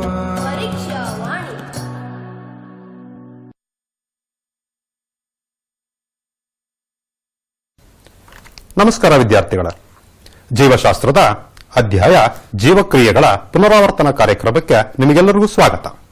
ವಿದ್ಯಾರ್ಥಿಗಳೇ, ಜೀವಕ್ರಿಯೆಗಳು ಪಾಠ ಪರೀಕ್ಷಾ ದೃಷ್ಟಿಯಿಂದ ಬಹಳ ಮುಖ್ಯವಾದದ್ದು. ಯಾಕೆಂದರೆ ಈ ಪಾಠದಲ್ಲೇ ಸರಿಸುಮಾರು 5ರಿಂದ 6 ಅಂಕಗಳು ಬರುವಂತಹ ಅವಕಾಶ ಇದೆ. ಹಾಗಾದರೆ ಈ ಜೀವಕ್ರಿಯೆಗಳಲ್ಲಿರುವಂತಹ ಪ್ರಮುಖ ಕಲಿಕಾಂಶಗಳನ್ನು ನೋಡೋಣ. ವಿದ್ಯಾರ್ಥಿಗಳ ಈ ಅಧ್ಯಾಯದಲ್ಲಿ ಪೋಷಣೆ, ಸ್ವಪೋಷಕಗಳಲ್ಲಿ ಪೋಷಣೆ, ಪರಪೋಷಕಗಳಲ್ಲಿ ಪೋಷಣೆ, ಮಾನವರಲ್ಲಿ ಪೋಷಣೆಯನ್ನ ಅಧ್ಯಯನ ಮಾಡಿದ್ದೇವೆ.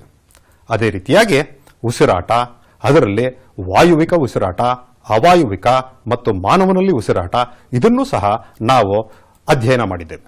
ಮುಂದಕ್ಕೆ ಜೀವಕ್ರಿಯೆಗಳಲ್ಲಿ ಸಾಗಾಣಿಕೆ, ಮನುಷ್ಯರಲ್ಲಿ ಹೇಗೆ ಸಾಗಾಣಿಕೆ ಆಗುತ್ತದೆ, ಸಸ್ಯಗಳಲ್ಲಿ ಸಾಗಾಣಿಕೆ, ವಿಸರ್ಜನೆಗೆ ಬಂದಂತೆ ಮನುಷ್ಯರಲ್ಲಿ ವಿಸರ್ಜನೆ ಮತ್ತು ಸಸ್ಯಗಳಲ್ಲಿ ವಿಸರ್ಜನೆಯನ್ನು ಸಹ ನಾವು ಈಗಾಗಲೇ ಚರ್ಚೆ ಮಾಡಿದ್ದೇವೆ.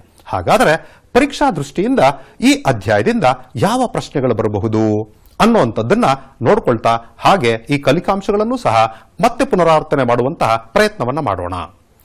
ವಿದ್ಯಾರ್ಥಿಗಳ ಜೀವಿಗಳು ಆಹಾರವನ್ನ ಹೇಗೆ ಪಡೆಯುತ್ತವೆ? ಸರ್, ಜೀವಿಗಳು ಸಸ್ಯಾಹಾರಿಗಳಿದಾವೆ, ಮಾಂಸಾಹಾರಿಗಳಿದಾವೆ, ಅದಲ್ಲದೆ ಸಸ್ಯಗಳು ಸಹ ಜೀವಿಗಳೇನೆ. ಇವೆಲ್ಲ ಹೇಗೆ ಆಹಾರ ಪಡಿತಾವೆ ನೋಡೋಣ ವಿದ್ಯಾರ್ಥಿಗಳೇ. ಈಗಾಗಲೇ ನೀವು ಈ ಅಧ್ಯಾಯದಲ್ಲಿ ಕಲ್ತಿರ್ತೀರಿ. ಸಸ್ಯಗಳು ಪರಿಸರದಿಂದ ಸರಳ ನಿರವಯವ ವಸ್ತುಗಳನ್ನ ಒಳತೆಗೆದುಕೊಂಡು ಸೂರ್ಯ ಶಕ್ತಿಯನ್ನು ಬಳಸಿಕೊಂಡು ಅಧಿಕ ಶಕ್ತಿಯ ಸಾವಯವ ವಸ್ತುಗಳನ್ನು ಸಂಶ್ಲೇಷಿಸುತ್ತದೆ. ಇದು ಸಸ್ಯಗಳಲ್ಲಿ ನಡೆಯುವಂತಹ ಆಹಾರ ಪೋಷಣೆ. ಆದರೆ ಪ್ರಾಣಿಗಳಲ್ಲಿ ಏನು ನಡೆಯುತ್ತೆ? ಪ್ರಾಣಿಗಳು ಇತರ ಜೀವಿಗಳಿಂದ ತಯಾರಾದ ಸಂಕೀರ್ಣ ಪದಾರ್ಥಗಳ ಸೇವನೆಯನ್ನ ಒಳಗೊಂಡಿರುತ್ತದೆ. ಈ ಅಂಶಗಳನ್ನು ಬರೆದ್ರೆ ನಿಮಗೆ ಒಳ್ಳೆ ಅಂಕಗಳನ್ನು ಬರುತ್ತೆ ಅಂತ ಹೇಳ್ತೀನಿ ವಿದ್ಯಾರ್ಥಿಗಳೇ. ಹಾಗಾದರೆ ಸಸ್ಯಗಳು ಆಹಾರವನ್ನ ದ್ಯುತಿ ಸಂಶ್ಲೇಷಣೆಯಿಂದ ಉತ್ಪತ್ತಿ ಮಾಡುತ್ತೆ ಅಂತ ತಿಳ್ಕೊಂಡಿದ್ದೇವೆ. ದ್ಯುತಿ ಸಂಶ್ಲೇಷಣೆ ಕ್ರಿಯೆಯಲ್ಲಿ ನಡೆಯುವ ಘಟನೆಗಳು ಯಾವ್ದ್ಯಾವುದು ಅದನ್ನ ಪಟ್ಟಿ ಮಾಡಿ ಅಂತಹ ಪರೀಕ್ಷೆಯಲ್ಲಿ ಕೇಳುವಂತ ಅವಕಾಶ ಇರುತ್ತೆ. ಹಾಗಾದರೆ ದ್ಯುತಿ ಸಂಶ್ಲೇಷಣೆ ಕ್ರಿಯೆಯಲ್ಲಿ ನಡೆಯುವಂತಹ ಘಟನೆಗಳನ್ನು ನೋಡೋಣ. ಮೊದಲನೇದಾಗಿ ಕ್ಲೋರೋಫಿಲ್. ಸಸ್ಯದಲ್ಲಿ ಎಲೆಗಳಲ್ಲಿ ಇರುವಂತಹ ಕ್ಲೋರೋಫಿಲ್ ಬೆಳಕಿನ ಶಕ್ತಿಯನ್ನು ಹೀರಿಕೊಳ್ಳುತ್ತೆ. ಅದು ಎಲೆಗಳಲ್ಲಿ ಮುಖ್ಯವಾಗಿ ಮೀಸೋಫಿಲ್ ಜೀವಕೋಶಗಳಲ್ಲಿ ಇರುತ್ತೆ ಅಂತ ತಿಳ್ಕೊಂಡಿರ್ತೀರಿ.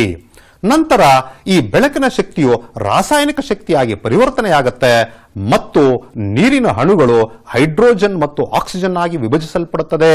ಈ ಆಕ್ಸಿಜನ್ ಮತ್ತೆ ಸಸ್ಯದಿಂದ ಹೊರಗಡೆ ಬರುತ್ತೆ. ಅದು ದ್ಯುತಿ ಸಂಶ್ಲೇಷಣ ಕ್ರಿಯೆಯ ಉಪ ಉತ್ಪನ್ನವಾಗಿದೆ. ಹಾಗಾದರೆ ಈ ಹೈಡ್ರೋಜನ್ ಅಣುಗಳೇನಾಗುತ್ತಪ್ಪ ಅಂದ್ರೆ ಮುಂದಿನ ಹಂತದಲ್ಲಿ ಕಾರ್ಬನ್ ಡೈಆಕ್ಸೈಡ್ನೊಂದಿಗೆ ಸೇರಿ ಕಾರ್ಬೋಹೈಡ್ರೇಟ್ ಆಗಿ ಪರಿವರ್ತಿಸಲ್ಪಡುತ್ತದೆ. ಹೀಗೆ 3 ಅಂಶಗಳ ಮುಖಾಂತರ ನಾವು ದ್ಯುತಿ ಸಂಶ್ಲೇಷಣ ಕ್ರಿಯೆಯಲ್ಲಿ ನಡೆಯುವಂತಹ ಘಟನೆಗಳನ್ನ ಪಟ್ಟಿ ಮಾಡಬಹುದು. ಮುಂದಿನ ಪ್ರಶ್ನೆ ನೋಡೋಣ ವಿದ್ಯಾರ್ಥಿಗಳ. ದ್ಯುತಿ ಸಂಶ್ಲೇಷಣ ಕ್ರಿಯೆಯಲ್ಲಿ ನಡೆಯುವ ಘಟನೆಗಳನ್ನ ತಿಳಿದುಕೊಂಡ ನಂತರ ಮುಂದಿನ ಪ್ರಶ್ನೆಗೆ ಹೋಗೋಣ. ವಿದ್ಯಾರ್ಥಿಗಳೇ, ಎಲೆಯ ಅಡ್ಡಸೀಳಿಕೆಯ ನೋಟದ ಚಿತ್ರ. ನಿಮ್ಮ ಪಠ್ಯಪುಸ್ತಕದಲ್ಲಿ ಈ ಚಿತ್ರವನ್ನ ನೀವು ನೋಡಿರ್ತೀರಿ. ನಿಮಗೆ ಈ ಚಿತ್ರಗಳ ಆಧಾರದ ಮೇಲೂ ಸಹ ಏನಪ್ಪಾ ಅಂದ್ರೆ ಪ್ರಶ್ನೆಗಳನ್ನ ಕೇಳ್ತಾರೆ. ಅದನ್ನ ಹಾಟ್ಸ್ ಅಂತ ಕೂಡ ಕರೀತಾರೆ. ಇಲ್ಲಿ ನಿಮಗೆ ಕಾಣಿಸ್ತಾ ಇರುವಂತಹ ಚಿತ್ರ ಏನಪ್ಪಾ ಅಂತಂದ್ರೆ ಎಲೆಯ ಅಡ್ಡಸೀಳಿಕೆಯ ಚಿತ್ರ. ಈ ಚಿತ್ರದಲ್ಲಿ ನಿಮಗೆ ಕಾವಲು ಜೀವಕೋಶಗಳನ್ನು ಗುರುತಿಸಿ ಮತ್ತು ಕ್ಲೋರೋಪ್ಲಾಸ್ಟ್ ಅನ್ನ ಗುರುತಿಸಿ ಅಂತ ಹೇಳ್ತಾರೆ. ನೋಡಿ, ಇಲ್ಲಿ ಕಾಣಿಸ್ತಾ ಇದೆಯಲ್ಲ ನನ್ನ ಕೈ ಬೆರಳನ್ನ ನೋಡಿ, ಅದು ಮೀಸೋಫಿಲ್ ಸೆಲ್ ಜೀವಕೋಶಗಳು. ಅವುಗಳಲ್ಲಿ ಕ್ಲೋರೋಪ್ಲಾಸ್ಟ್ಗಳಿರ್ತವೆ. ನೋಡಿ, ಇಲ್ಲಿ ಭಾಗ ಗುರುತಿಸಿದ್ರಲ್ಲ, ಅದೇ ರೀತಿಯಾಗಿ ಎಲೆಯ ಅತ್ಯಂತ ಕೆಳಭಾಗದಲ್ಲಿ ಇದು ಕಾವಲು ಜೀವಕೋಶಗಳು. ಇಲ್ಲೂ ಸಹ ಗುರುತಿಸೋದಕ್ಕೆ ಹೇಳಿದ್ದಾರೆ. ಈ ರೀತಿಯಾಗಿ ಚಿತ್ರಾಧಾರಿತ ಪ್ರಶ್ನೆಗಳು ಸಹ ಬರುತ್ತೆ. ಆಯ್ತು ವಿದ್ಯಾರ್ಥಿಗಳೇ, ಮುಂದಿನ ಪ್ರಶ್ನೆಯನ್ನು ನೋಡೋಣ. ನೋಡಿದ್ರಲ್ಲ ಈ ಎಲೆ, ಇದನ್ನ ವ್ಯಾರಿಗೇಟೆಡ್ ಲೀಫ್ ಅಂತ ಕರಿತೀವಿ. ಇದರಲ್ಲಿ ವಿವಿಧ ಏನು ಅಂತಂದ್ರೆ ವರ್ಣಕಗಳಿರ್ತವೆ. ಆದುದರಿಂದ ಈ ಎಲೆಯಲ್ಲಿ ಬೇರೆ ಬೇರೆ ಬಣ್ಣಗಳನ್ನು ಸಹ ನೋಡ್ತಾ ಇದ್ದೀರಿ ನೀವು. ಈಗ ಪ್ರಶ್ನೆ ಏನಪ್ಪಾ ಅಂತಂದ್ರೆ ಇದು ಯಾವ ಸಸ್ಯದ ಎಲೆ ಅಂತ ಗುರುತಿಸಬೇಕು. ಯಾವುದು ಉತ್ತರ? ಸರಿಯಾಗಿದೆ ಮಕ್ಕಳೇ, ಕ್ರೋಟಾನ್ ಅಂತ. ಹಾಗೇನೆ ಮತ್ತೆ ಮುಂದಿನ ಪ್ರಶ್ನೆ ನೋಡೋಣ. ಈ ಚಿತ್ರವನ್ನು ಸಹ ನಾವು ಪಠ್ಯಪುಸ್ತಕದಲ್ಲಿ ನೋಡಿದಿರಿ. ಈ ಚಿತ್ರದಲ್ಲಿ ಹಲವಾರು ಭಾಗಗಳಿದಾವೆ. ಈ ಭಾಗಗಳನ್ನ ಗುರುತಿಸೋದಕ್ಕೆ ಹೇಳ್ತಾರೆ. ಹಾಗಾಗಿ ಪಠ್ಯಪುಸ್ತಕದಲ್ಲಿ ಬರುವಂತಹ ಪ್ರತಿಯೊಂದು ಚಿತ್ರವನ್ನು ಸಹ ನೀವು ಅಭ್ಯಾಸ ಮಾಡಿರಬೇಕು. ಏನ್ ಕೇಳ್ತಾ ಇದ್ದಾರೆ? ಇದರಲ್ಲಿ ಜೀವಕೋಶ, ಪತ್ರರಂಧ್ರ, ಕ್ಲೋರೋಪ್ಲಾಸ್ಟ್ ಇದನ್ನು ಗುರುತಿಸಬೇಕು ಅಂತ ಹೇಳ್ತಾ ಇದ್ದಾರೆ. ನೋಡಿ, ಕಾವಲು ಜೀವಕೋಶ ಕಾಣಿಸ್ತಲ್ವಾ, ಪತ್ರರಂಧ್ರ ಮತ್ತೆ ಕ್ಲೋರೋಪ್ಲಾಸ್ಟ್. ಈ ರೀತಿಯಾಗಿ ನೀವು ಭಾಗಗಳನ್ನು ಗುರುತಿಸಿ ಅಭ್ಯಾಸ ಮಾಡುವಂಥದ್ದನ್ನ ಮಾಡಬೇಕಾಗತ್ತೆ. ಆಯ್ತು ವಿದ್ಯಾರ್ಥಿಗಳ, ಈಗ ಕಾವಲು ಜೀವಕೋಶಗಳು ಹೇಗೆ ಪತ್ರರಂಧ್ರವನ್ನ ತೆರೆಯುವ ಮತ್ತು ಮುಚ್ಚುವ ಕಾರ್ಯವನ್ನ ನಿಯಂತ್ರಿಸ್ತವೆ ಅಂತ ನೋಡೋಣ. ನೋಡಿ, ಕಾವಲು ಜೀವಕೋಶಗಳು ನೀರನ್ನು ಅದರೊಳಗಡೆ ಪ್ರವೇಶಿಸಿದಾಗ ಅವು ಹುಬ್ಬಿಕೊಳ್ತವೆ. ಅದರಿಂದಾಗಿ ಪತ್ರರಂಧ್ರ ತೆರೆಯುತ್ತೆ. ಅದೇ ರೀತಿಯಾಗಿ ಕಾವಲು ಜೀವಕೋಶಗಳಲ್ಲಿರುವಂತಹ ನೀರು ಹೊರಬಂದಾಗ ಪತ್ರರಂಧ್ರಗಳು ಮುದುಡಿ ಅಲ್ಲಿರುವಂತಹದ್ದು ಮುಚ್ಚಿಕೊಳ್ಳುವಂತಹ ಕ್ರಿಯೆ ನಡೆಯುತ್ತೆ. ಈ ರೀತಿಯಾಗಿ ಪತ್ರರಂಧ್ರಗಳು ತೆರೆಯುವ ಮತ್ತು ಮುಚ್ಚುವ ಕ್ರಿಯೆ ನಡೀತಾ ಇರುತ್ತೆ. ಆಯಿತು ವಿದ್ಯಾರ್ಥಿಗಳು, ಈಗ ಆಹಾರ ವಸ್ತುಗಳನ್ನು ದೇಹದ ಹೊರಗೆ ವಿಭಜಿಸಿ ನಂತರ ಅದನ್ನು ಹೀರಿಕೊಳ್ಳುವ ವ್ಯವಸ್ಥೆ ಇರುವಂತಹ ಜೀವಿಗಳು ಯಾವುದಾದ್ರೂ ಇದಾವ? ಪ್ರಶ್ನೆ ಏನಪ್ಪಾ ಅಂತಂದ್ರೆ, ಸಾಮಾನ್ಯವಾಗಿ ನಾವು ಆಹಾರ ತಿಂತೀವಿ, ಜಠರದಲ್ಲಿ ಆಹಾರ ಜೀರ್ಣ ಆಗುತ್ತೆ, ಆದರೆ ಕೆಲವೊಂದು ದೇಹದ ಹೊರಗೇನೆ ನಡೆಯುತ್ತೆ ಅಂತ ಉದಾಹರಣೆ ಕೇಳ್ತಾ ಇದ್ದಾರೆ. ಹೌದು ವಿದ್ಯಾರ್ಥಿಗಳೇ, ಬ್ರೆಡ್ ಮೌಲ್ಡ್ ಅಲ್ಲಿ ಆಗಬಹುದು, ಈಸ್ಟ್ ಆಗಬಹುದು, ಅಥವಾ ನಾಯಿ ಕೊಡೆಗಳು, ಇಂತಹ ಶಿಲೀಂಧ್ರಗಳಲ್ಲಿ ಏನಾಗುತ್ತೆ ಅಂದ್ರೆ ಜೀರ್ಣ ರಸಗಳು ದೇಹದಿಂದ ಹೊರಗೆ ಬಂದು ಆಹಾರದ ಮೇಲೆ ಬಿದ್ದು ಅಲ್ಲೇ ಜೀರ್ಣಕ್ರಿಯೆ ನಡೆಯುವಂಥದ್ದು. ಮುಂದಿನ ಪ್ರಶ್ನೆ ನೋಡೋಣ ವಿದ್ಯಾರ್ಥಿಗಳೇ. ಈ ಪ್ರಯೋಗವನ್ನ ನಾವು ಜೀವ ಕ್ರಿಯೆಗಳು ಪಾಠದಲ್ಲಿ ನೋಡಿದ್ದೇವೆ. ಸಸ್ಯಗಳಿಗೆ ಇಂಗಾಲದ ಡೈಆಕ್ಸೈಡ್ ಬೇಕು ಅಂತ ತೋರಿಸೋದಕ್ಕೆ ಈ ಪ್ರಯೋಗ, ಘಂಟಾಪಾತ್ರೆಯ ಪ್ರಯೋಗವನ್ನು ಮಾಡಿದ್ದೇವೆ. ಘಂಟಾಪಾತ್ರೆ ಇದೆ, ಅದರೊಳಗಡೆ ಒಂದು ಕುಂಟದಲ್ಲಿ ಸಸ್ಯ ಇದೆ, ಸಸ್ಯದ ಪಕ್ಕದಲ್ಲಿ ವಾಚ್ ಗ್ಲಾಸ್ ಇದೆ. ಏನು ಪ್ರಶ್ನೆ? ದ್ಯುತಿ ಸಂಶ್ಲೇಷಣ ಕ್ರಿಯೆಗೆ ಕಾರ್ಬನ್ ಡೈಆಕ್ಸೈಡ್ ಅಗತ್ಯ ಎಂದು ತೋರಿಸುವ ಈ ಕೆಳಗಿನ ಪ್ರಯೋಗ ಜೋಡಣೆಯಲ್ಲಿ ಪೊಟ್ಯಾಷಿಯಂ ಹೈಡ್ರಾಕ್ಸೈಡ್ ಹೊಂದಿರುವ ವಾಚ್ ಗ್ಲಾಸ್ ಇಟ್ಟಿರುವಂಥ ಉದ್ದೇಶ ಏನು? ಏತಕ್ಕಾಗಿ ಈ ವಾಚ್ ಗ್ಲಾಸ್ ಅಲ್ಲಿ ಪೊಟ್ಯಾಷಿಯಂ ಹೈಡ್ರಾಕ್ಸೈಡ್ ಅನ್ನು ತೆಗೆದುಕೊಂಡಿರ್ತಾರೆ? ಹೌದು ವಿದ್ಯಾರ್ಥಿಗಳೇ, ಇಲ್ಲಿ ಕಾರ್ಬನ್ ಡೈಆಕ್ಸೈಡ್ ಅಗತ್ಯ ಅಂತ ನೋಡಿಸೋದಕ್ಕಾಗಿ ಅಲ್ಲಿ ಪೊಟ್ಯಾಷಿಯಂ ಹೈಡ್ರಾಕ್ಸೈಡ್ ಇಟ್ಟಿರ್ತಾರೆ. ಆ ಪೊಟ್ಯಾಷಿಯಂ ಹೈಡ್ರಾಕ್ಸೈಡ್ ಏನು ಮಾಡುತ್ತೆ ಅಂದರೆ ಕಾರ್ಬನ್ ಡೈಆಕ್ಸೈಡ್ ಅನ್ನು ಹೀರಿಕೊಳ್ಳುತ್ತೆ. ಆಗ ಸಸ್ಯ ದ್ಯುತಿ ಸಂಶ್ಲೇಷಣ ಕ್ರಿಯೆ, ಆಹಾರ ಉತ್ಪಾದನೆಯನ್ನ ಮಾಡಲು ಸಾಧ್ಯವಿಲ್ಲ. ಇದರಿಂದಾಗಿ ನಮಗೆ ಗೊತ್ತಾಗುವಂಥದ್ದು ಏನಪ್ಪಾ ಅಂದ್ರೆ ಕಾರ್ಬನ್ ಡೈಆಕ್ಸೈಡ್ ದ್ಯುತಿ ಸಂಶ್ಲೇಷಣ ಕ್ರಿಯೆಗೆ ಅತ್ಯಂತ ಅಗತ್ಯವಾದದ್ದು ಅಂತ. ಮುಂದಿನ ಪ್ರಶ್ನೆ ಇದೇನು ಪ್ರಶ್ನೆ ಬಹಳ ದೊಡ್ಡದಾಗಿದೆಯಲ್ಲ ಅಂತ ಅನ್ಕೋಬೇಡಿ, ನೋಡೋಣ. 1 ಮಿಲಿ ಪಿಷ್ಟದ ದ್ರಾವಣವನ್ನ ಎ ಮತ್ತು ಬಿ ಎಂಬ 2 ಪ್ರಣಾಳಗಳಲ್ಲಿ ತೆಗೆದುಕೊಂಡಿದ್ದಾರಂತೆ. ಎ ಪ್ರಣಾಳದಲ್ಲಿ ಏನ್ ಮಾಡಿದ್ದಾರೆ? 1 ಮಿಲಿ ಲಾಲಾರಸವನ್ನ ಸೇರಿಸಿದ್ದಾರೆ. ಲಾಲಾರಸ ಅಂದ್ರೆ ನಮ್ಮ ಬಾಯಲ್ಲಿ ಉತ್ಪತ್ತಿಯಾಗುವಂತಹ ಎಂಜಲು ದ್ರವ ಪದಾರ್ಥ. 2 ಪ್ರಣಾಳಗಳನ್ನ 30 ನಿಮಿಷಗಳು ಅಂದ್ರೆ ಅರ್ಧ ಗಂಟೆಗಳವರೆಗೆ ಅಲುಗಾಡದಂತೆ ಇಡಬೇಕು. ಆ ನಂತರ ಏನ್ ಮಾಡ್ತಾ ಇದ್ದೀವಿ? ಕೆಲವು ಹನಿ ಸಾರರಿಕ್ತ ಅಯೋಡಿನ್ ದ್ರಾವಣವನ್ನ 2 ಪ್ರಣಾಳ ಬೇಕು. ಯಾವ ಪ್ರಣಾಳದಲ್ಲಿ ನೀಲಿ ಬಣ್ಣ ಕಂಡು ಬರುತ್ತೆ? 2 ಪ್ರಣಾಳದಲ್ಲಿ ನಾವು ಪಿಷ್ಟವನ್ನೇ ತೆಗೆದುಕೊಂಡಿರೋದು. ಹಾಗಾಗಿ 2 ಪ್ರಣಾಳದಲ್ಲಿ ಬರುತ್ತಾ? ಇಲ್ಲ. ಎ ಪ್ರಣಾಳದಲ್ಲಿ ನಾವು ಲಾಲಾರಸವನ್ನ ಸೇರಿಸಿದೀವಿ, ಹಾಗಾದ್ರೆ ಏನು ವ್ಯತ್ಯಾಸ ಆಗುತ್ತಾ? ಹೌದು ವಿದ್ಯಾರ್ಥಿಗಳೇ, ನೀವೇಳಿದ್ದು ಕರೆಕ್ಟು. ಈ ವ್ಯತ್ಯಾಸ ಹಾಗೇ ಆಗುತ್ತೆ. ಎ ಪ್ರಣಾಳದಲ್ಲಿ ಲಾಲಾರಸ ಸೇರಿರೋದ್ರಿಂದ ಅದು ಪಿಷ್ಟವನ್ನ ಸರಳ ರೂಪಕ್ಕೆ ಪರಿವರ್ತನೆ ಮಾಡಿರುತ್ತದೆ. ಆದರೆ ಬಿ ಪ್ರಣಾಳದಲ್ಲಿ ಕೇವಲ ಪಿಷ್ಟ ಮಾತ್ರ ಇರೋದ್ರಿಂದ ಅದು ನೀಲಿ ಬಣ್ಣಕ್ಕೆ ತಿರುಗುತ್ತದೆ. ಇದರಿಂದ ನಮಗೆ ಗೊತ್ತಾಗೋದೇನಪ್ಪಾ ಅಂದ್ರೆ ಅಯೋಡಿನ್ ಅನ್ನು ಪಿಷ್ಟದ ಪರೀಕ್ಷೆಗೆ ಮಾತ್ರ ಬಳಸಬೇಕು. ಈಗ ಮಾನವನ ಜೀರ್ಣಾಂಗ ವ್ಯೂಹದ ಚಿತ್ರ. ಪರೀಕ್ಷಾ ದೃಷ್ಟಿಯಿಂದ ಈ ಚಿತ್ರ ನಿಮಗೆ ಅಭ್ಯಾಸ ಮಾಡೋದಕ್ಕೆ ಹೇಳಿರ್ತಾರೆ. ನೀವೆಲ್ಲರೂ ಸಹ ಅಭ್ಯಾಸ ಮಾಡಿರ್ತೀರಿ. ಆದರೆ ಮುಖ್ಯವಾಗಿ ಇಲ್ಲಿ ಈ ಮಾನವನ ಜೀರ್ಣಾಂಗ ವ್ಯೂಹದಲ್ಲಿ ಬರುವಂತಹ ಪ್ರತಿಯೊಂದು ಭಾಗವನ್ನು ಸಹ ನೀವು ಗುರುತಿಸೋದಕ್ಕೆ ಅಭ್ಯಾಸ ಮಾಡಿರಬೇಕು. ಅದು ನಾಲಿಗೆಯಿಂದ ಹಿಡಿದು ಎಲ್ಲ ಭಾಗಗಳನ್ನು ಸಹ ನೀವು ಗುರುತಿಸುವಂಥದ್ದನ್ನ ಕಲ್ತ್ಕೊಂಡಿರಬೇಕು. ಆದರೆ ಇದರ ಮೇಲೂ ಸಹ ನಿಮಗೆ ಏನಾಗತ್ತಪ್ಪ ಅಂತಂದ್ರೆ ಪ್ರಶ್ನೆಗಳನ್ನು ಕೇಳುವಂತಹ ಅವಕಾಶ ಸಾಕಷ್ಟಿದೆ. ಸರಿ, ನೋಡೋಣ ಎಂಥ ಪ್ರಶ್ನೆಗಳು ಬರಬಹುದು ಅಂತ. ಬಾಯಿಯಲ್ಲಿ ಸ್ರವಿಸುವಂತಹ ಜೀರ್ಣರಸ ಯಾವುದು? ಸುಲಭವಾದ ಪ್ರಶ್ನೆ. ಹೌದು, ಬಾಯಿಯಲ್ಲಿ ಲಾಲಾರಸ ಗ್ರಂಥಿಗಳಿರ್ತವೆ. ನಾಲಿಗೆಯ ಕೆಳಗೆ ದವಡೆಯ ಭಾಗದಲ್ಲಿ ಲಾಲಾರಸ ಗ್ರಂಥಿಗಳಿರ್ತವೆ. ಇವು ಲಾಲಾರಸವನ್ನ ಸ್ರವಿಸುತ್ತವೆ. ಮತ್ತೊಂದು ಪ್ರಶ್ನೆ, ಲಾಲಾರಸದ ಕಾರ್ಯವೇನು? ಲಾಲಾರಸವು ಬಾಯಿಯಲ್ಲಿ ಪಿಷ್ಟವನ್ನು ಅಂದ್ರೆ ಕಾರ್ಬೋಹೈಡ್ರೇಟ್ ಪಿಷ್ಟವನ್ನು ಸರಳ ರೂಪಕ್ಕೆ ಪರಿವರ್ತಿಸುತ್ತದೆ. ಅಂದ್ರೆ ಅದು ಜೀರ್ಣಕ್ರಿಯೆಯನ್ನ ಮಾಡುತ್ತದೆ. ಹಾಗಾದ್ರೆ ನಮ್ಮ ಬಾಯಲ್ಲಿ ಜೀರ್ಣಕ್ರಿಯೆ ಪ್ರಾರಂಭಗೊಳ್ಳುತ್ತದೆ. ಹೌದು ವಿದ್ಯಾರ್ಥಿಗಳ. ಈಗ ಜಠರವು ಸ್ರವಿಸುವಂತಹ ಜೀರ್ಣರಸಗಳು ಯಾವ್ದ್ಯಾವುದು? ಹೌದು, ಜಠರವು ಸಹ ಹಲವಾರು ಜೀರ್ಣರಸಗಳನ್ನು ಉತ್ಪತ್ತಿ ಮಾಡುತ್ತೆ. ಹೈಡ್ರೋಕ್ಲೋರಿಕ್ ಆಮ್ಲ, ಪೆಪ್ಸಿನ್ ಮತ್ತು ಲೋಳೆಯನ್ನು ಸಹ ಅದು ಸ್ರವಿಸುತ್ತದೆ. ಇನ್ನು ಈ ಹೈಡ್ರೋಕ್ಲೋರಿಕ್ ಆಮ್ಲ ಅಂದರೆ ಅದು ಆಮ್ಲ ಅಲ್ವಾ? ಇದು ಬಹಳಷ್ಟು ಅಪಾಯಕಾರಿ ಅಲ್ವಾ? ಹಾಗಾದರೆ ನಮ್ಮ ಜಠರದಲ್ಲಿ ಅದರ ಕೆಲಸವೇನು ಅಂತ ತಿಳ್ಕೊಳ್ಳೋಣ. ಹೈಡ್ರೋಕ್ಲೋರಿಕ್ ಆಮ್ಲವು ಪೆಪ್ಸಿನ್ ಕಿಣ್ವದ ಕ್ರಿಯೆಯನ್ನು ಉತ್ತೇಜನ ಮಾಡುತ್ತೆ. ಪೆಪ್ಸಿನ್ ಕಿಣ್ವ ಕಾರ್ಯನಿರ್ವಹಿಸಬೇಕು ಅಂದರೆ ಜಠರದಲ್ಲಿ ಹೈಡ್ರೋಕ್ಲೋರಿಕ್ ಆಮ್ಲ ಉತ್ಪತ್ತಿ ಆಗಲೇಬೇಕು. ಅಷ್ಟೇ ಅಲ್ಲದೆ ಅದು ಆಹಾರವನ್ನು ಆಮ್ಲೀಯವನ್ನಾಗಿ ಸಹ ಮಾಡುತ್ತದೆ. ಹೀಗೆ ಪೆಪ್ಸಿನ್ ಕಿಣ್ವದ ಉತ್ತೇಜನ ಮತ್ತು ಆಹಾರವನ್ನು ಆಮ್ಲಗೊಳಿಸುವಂಥದ್ದು ಈ ಎರಡು ಕೆಲಸಗಳನ್ನು ಹೈಡ್ರೋಕ್ಲೋರಿಕ್ ಆಮ್ಲವು ನಮ್ಮ ಜಠರದಲ್ಲಿ ಮಾಡುತ್ತದೆ.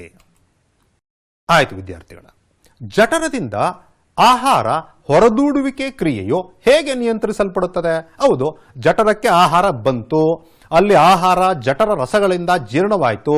ಜೀರ್ಣಗೊಂಡ ನಂತರ ಮುಂದಿನ ಭಾಗಕ್ಕೆ ಹೋಗಬೇಕಲ್ಲ, ಹೇಗೆ ಅದು ಮುಂದಕ್ಕೆ ಹೋಗುತ್ತೆ? ಯಾರು ನಿಯಂತ್ರಿಸ್ತಾರೆ? ಜಠರದಿಂದ ಆಹಾರ ಹೊರದೂಡುವಿಕೆಯು ಸಂಕುಚನ ಸ್ನಾಯುಗಳಿಂದ ನಿಯಂತ್ರಿಸಲ್ಪಡುತ್ತದೆ. ಜಠರದಿಂದ ಸಣ್ಣ ಕರಳಿಗೆ ಹೋಗುವಾಗ ಅಲ್ಲಿ ಸಂಕುಚನ ಸ್ನಾಯುಗಳಿರ್ತವೆ, ಅವುಗಳು ಆಹಾರವನ್ನು ಹೊರದೂಡುವಂತಹ ಕಾರ್ಯವನ್ನು ನಿಯಂತ್ರಣ ಮಾಡ್ತವೆ ಅಥವಾ ನಿರ್ವಹಿಸ್ತವೆ ವಿದ್ಯಾರ್ಥಿಗಳೇ. ಹೌದು, ಹುಲಿಯಂಥ ಮಾಂಸಾಹಾರಿಗಳಲ್ಲಿ ಸಣ್ಣ ಕರಳು ಗಿಡ್ಡದಾಗಿರಲು ಕಾರಣವೇನು? ಹುಲಿ ಮಾಂಸಾಹಾರಿ, ಹಾಗಾದರೆ ಅದರಲ್ಲಿ ಸಣ್ಣ ಕರಳು ಯಾಕೆ ಗಿಡ್ಡದಾಗಿರುತ್ತೆ?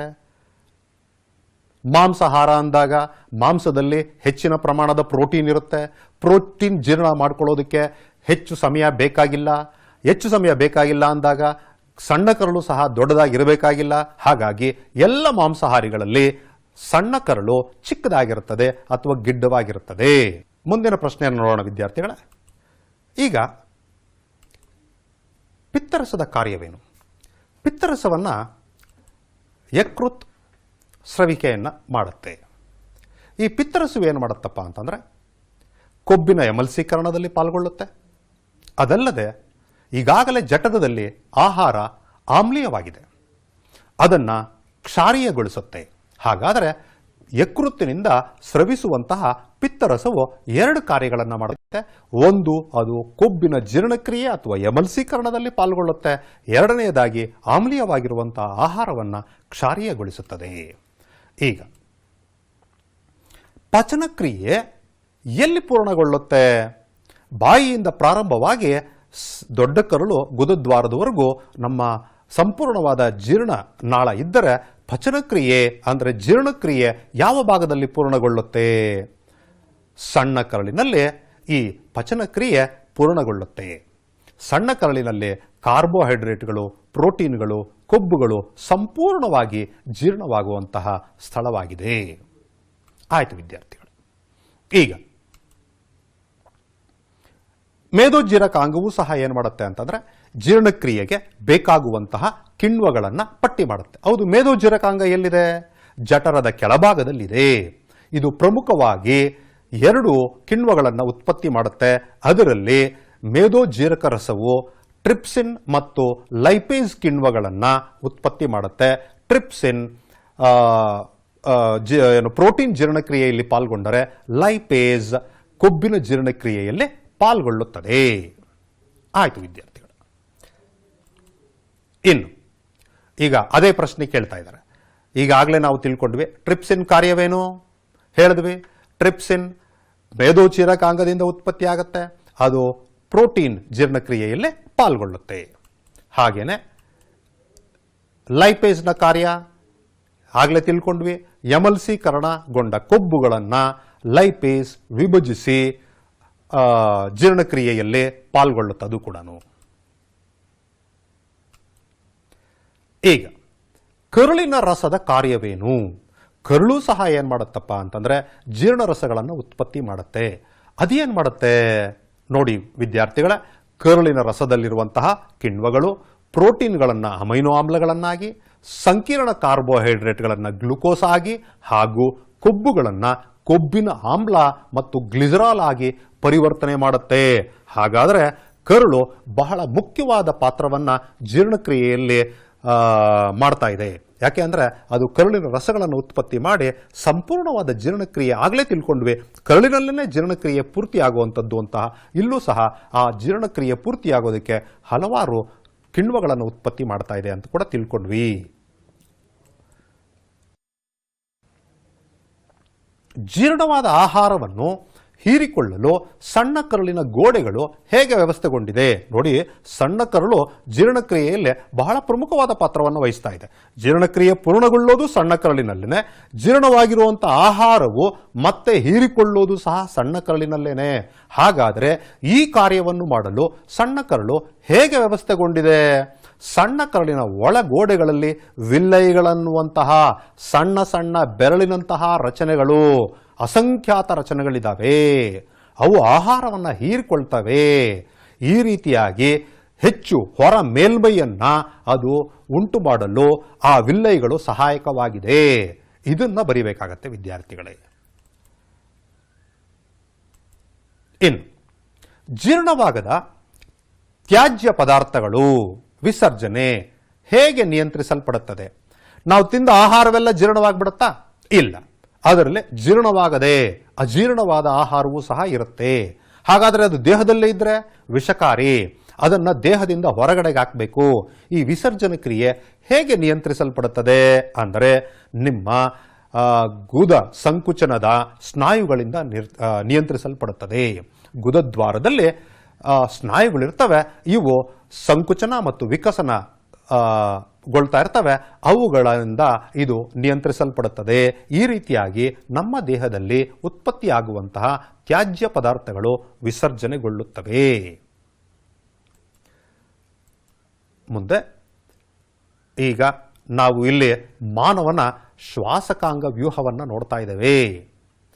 ಮಾನವನ ಶ್ವಾಸಕಾಂಗ ವ್ಯೂಹವು ಮೂಗಿನಿಂದ ಪ್ರಾರಂಭವಾಗಿ ಗಂಟಲು, ವಾಯುನಾಳ, ಅಲ್ಲಿಂದ ಶ್ವಾಸಕೋಶಗಳು, ಶ್ವಾಸಕೋಶಗಳಲ್ಲಿ ವಾಯುನಾಳವು ಕವಲೊಡೆದು ಆಲ್ವಿಯೋಲೈಗಳಾಗಿ ಅಥವಾ ಗಾಳಿ ಚೀಲಗಳಾಗಿ ಮಾರ್ಪಾಟು ಹೊಂದಿರುತ್ತದೆ.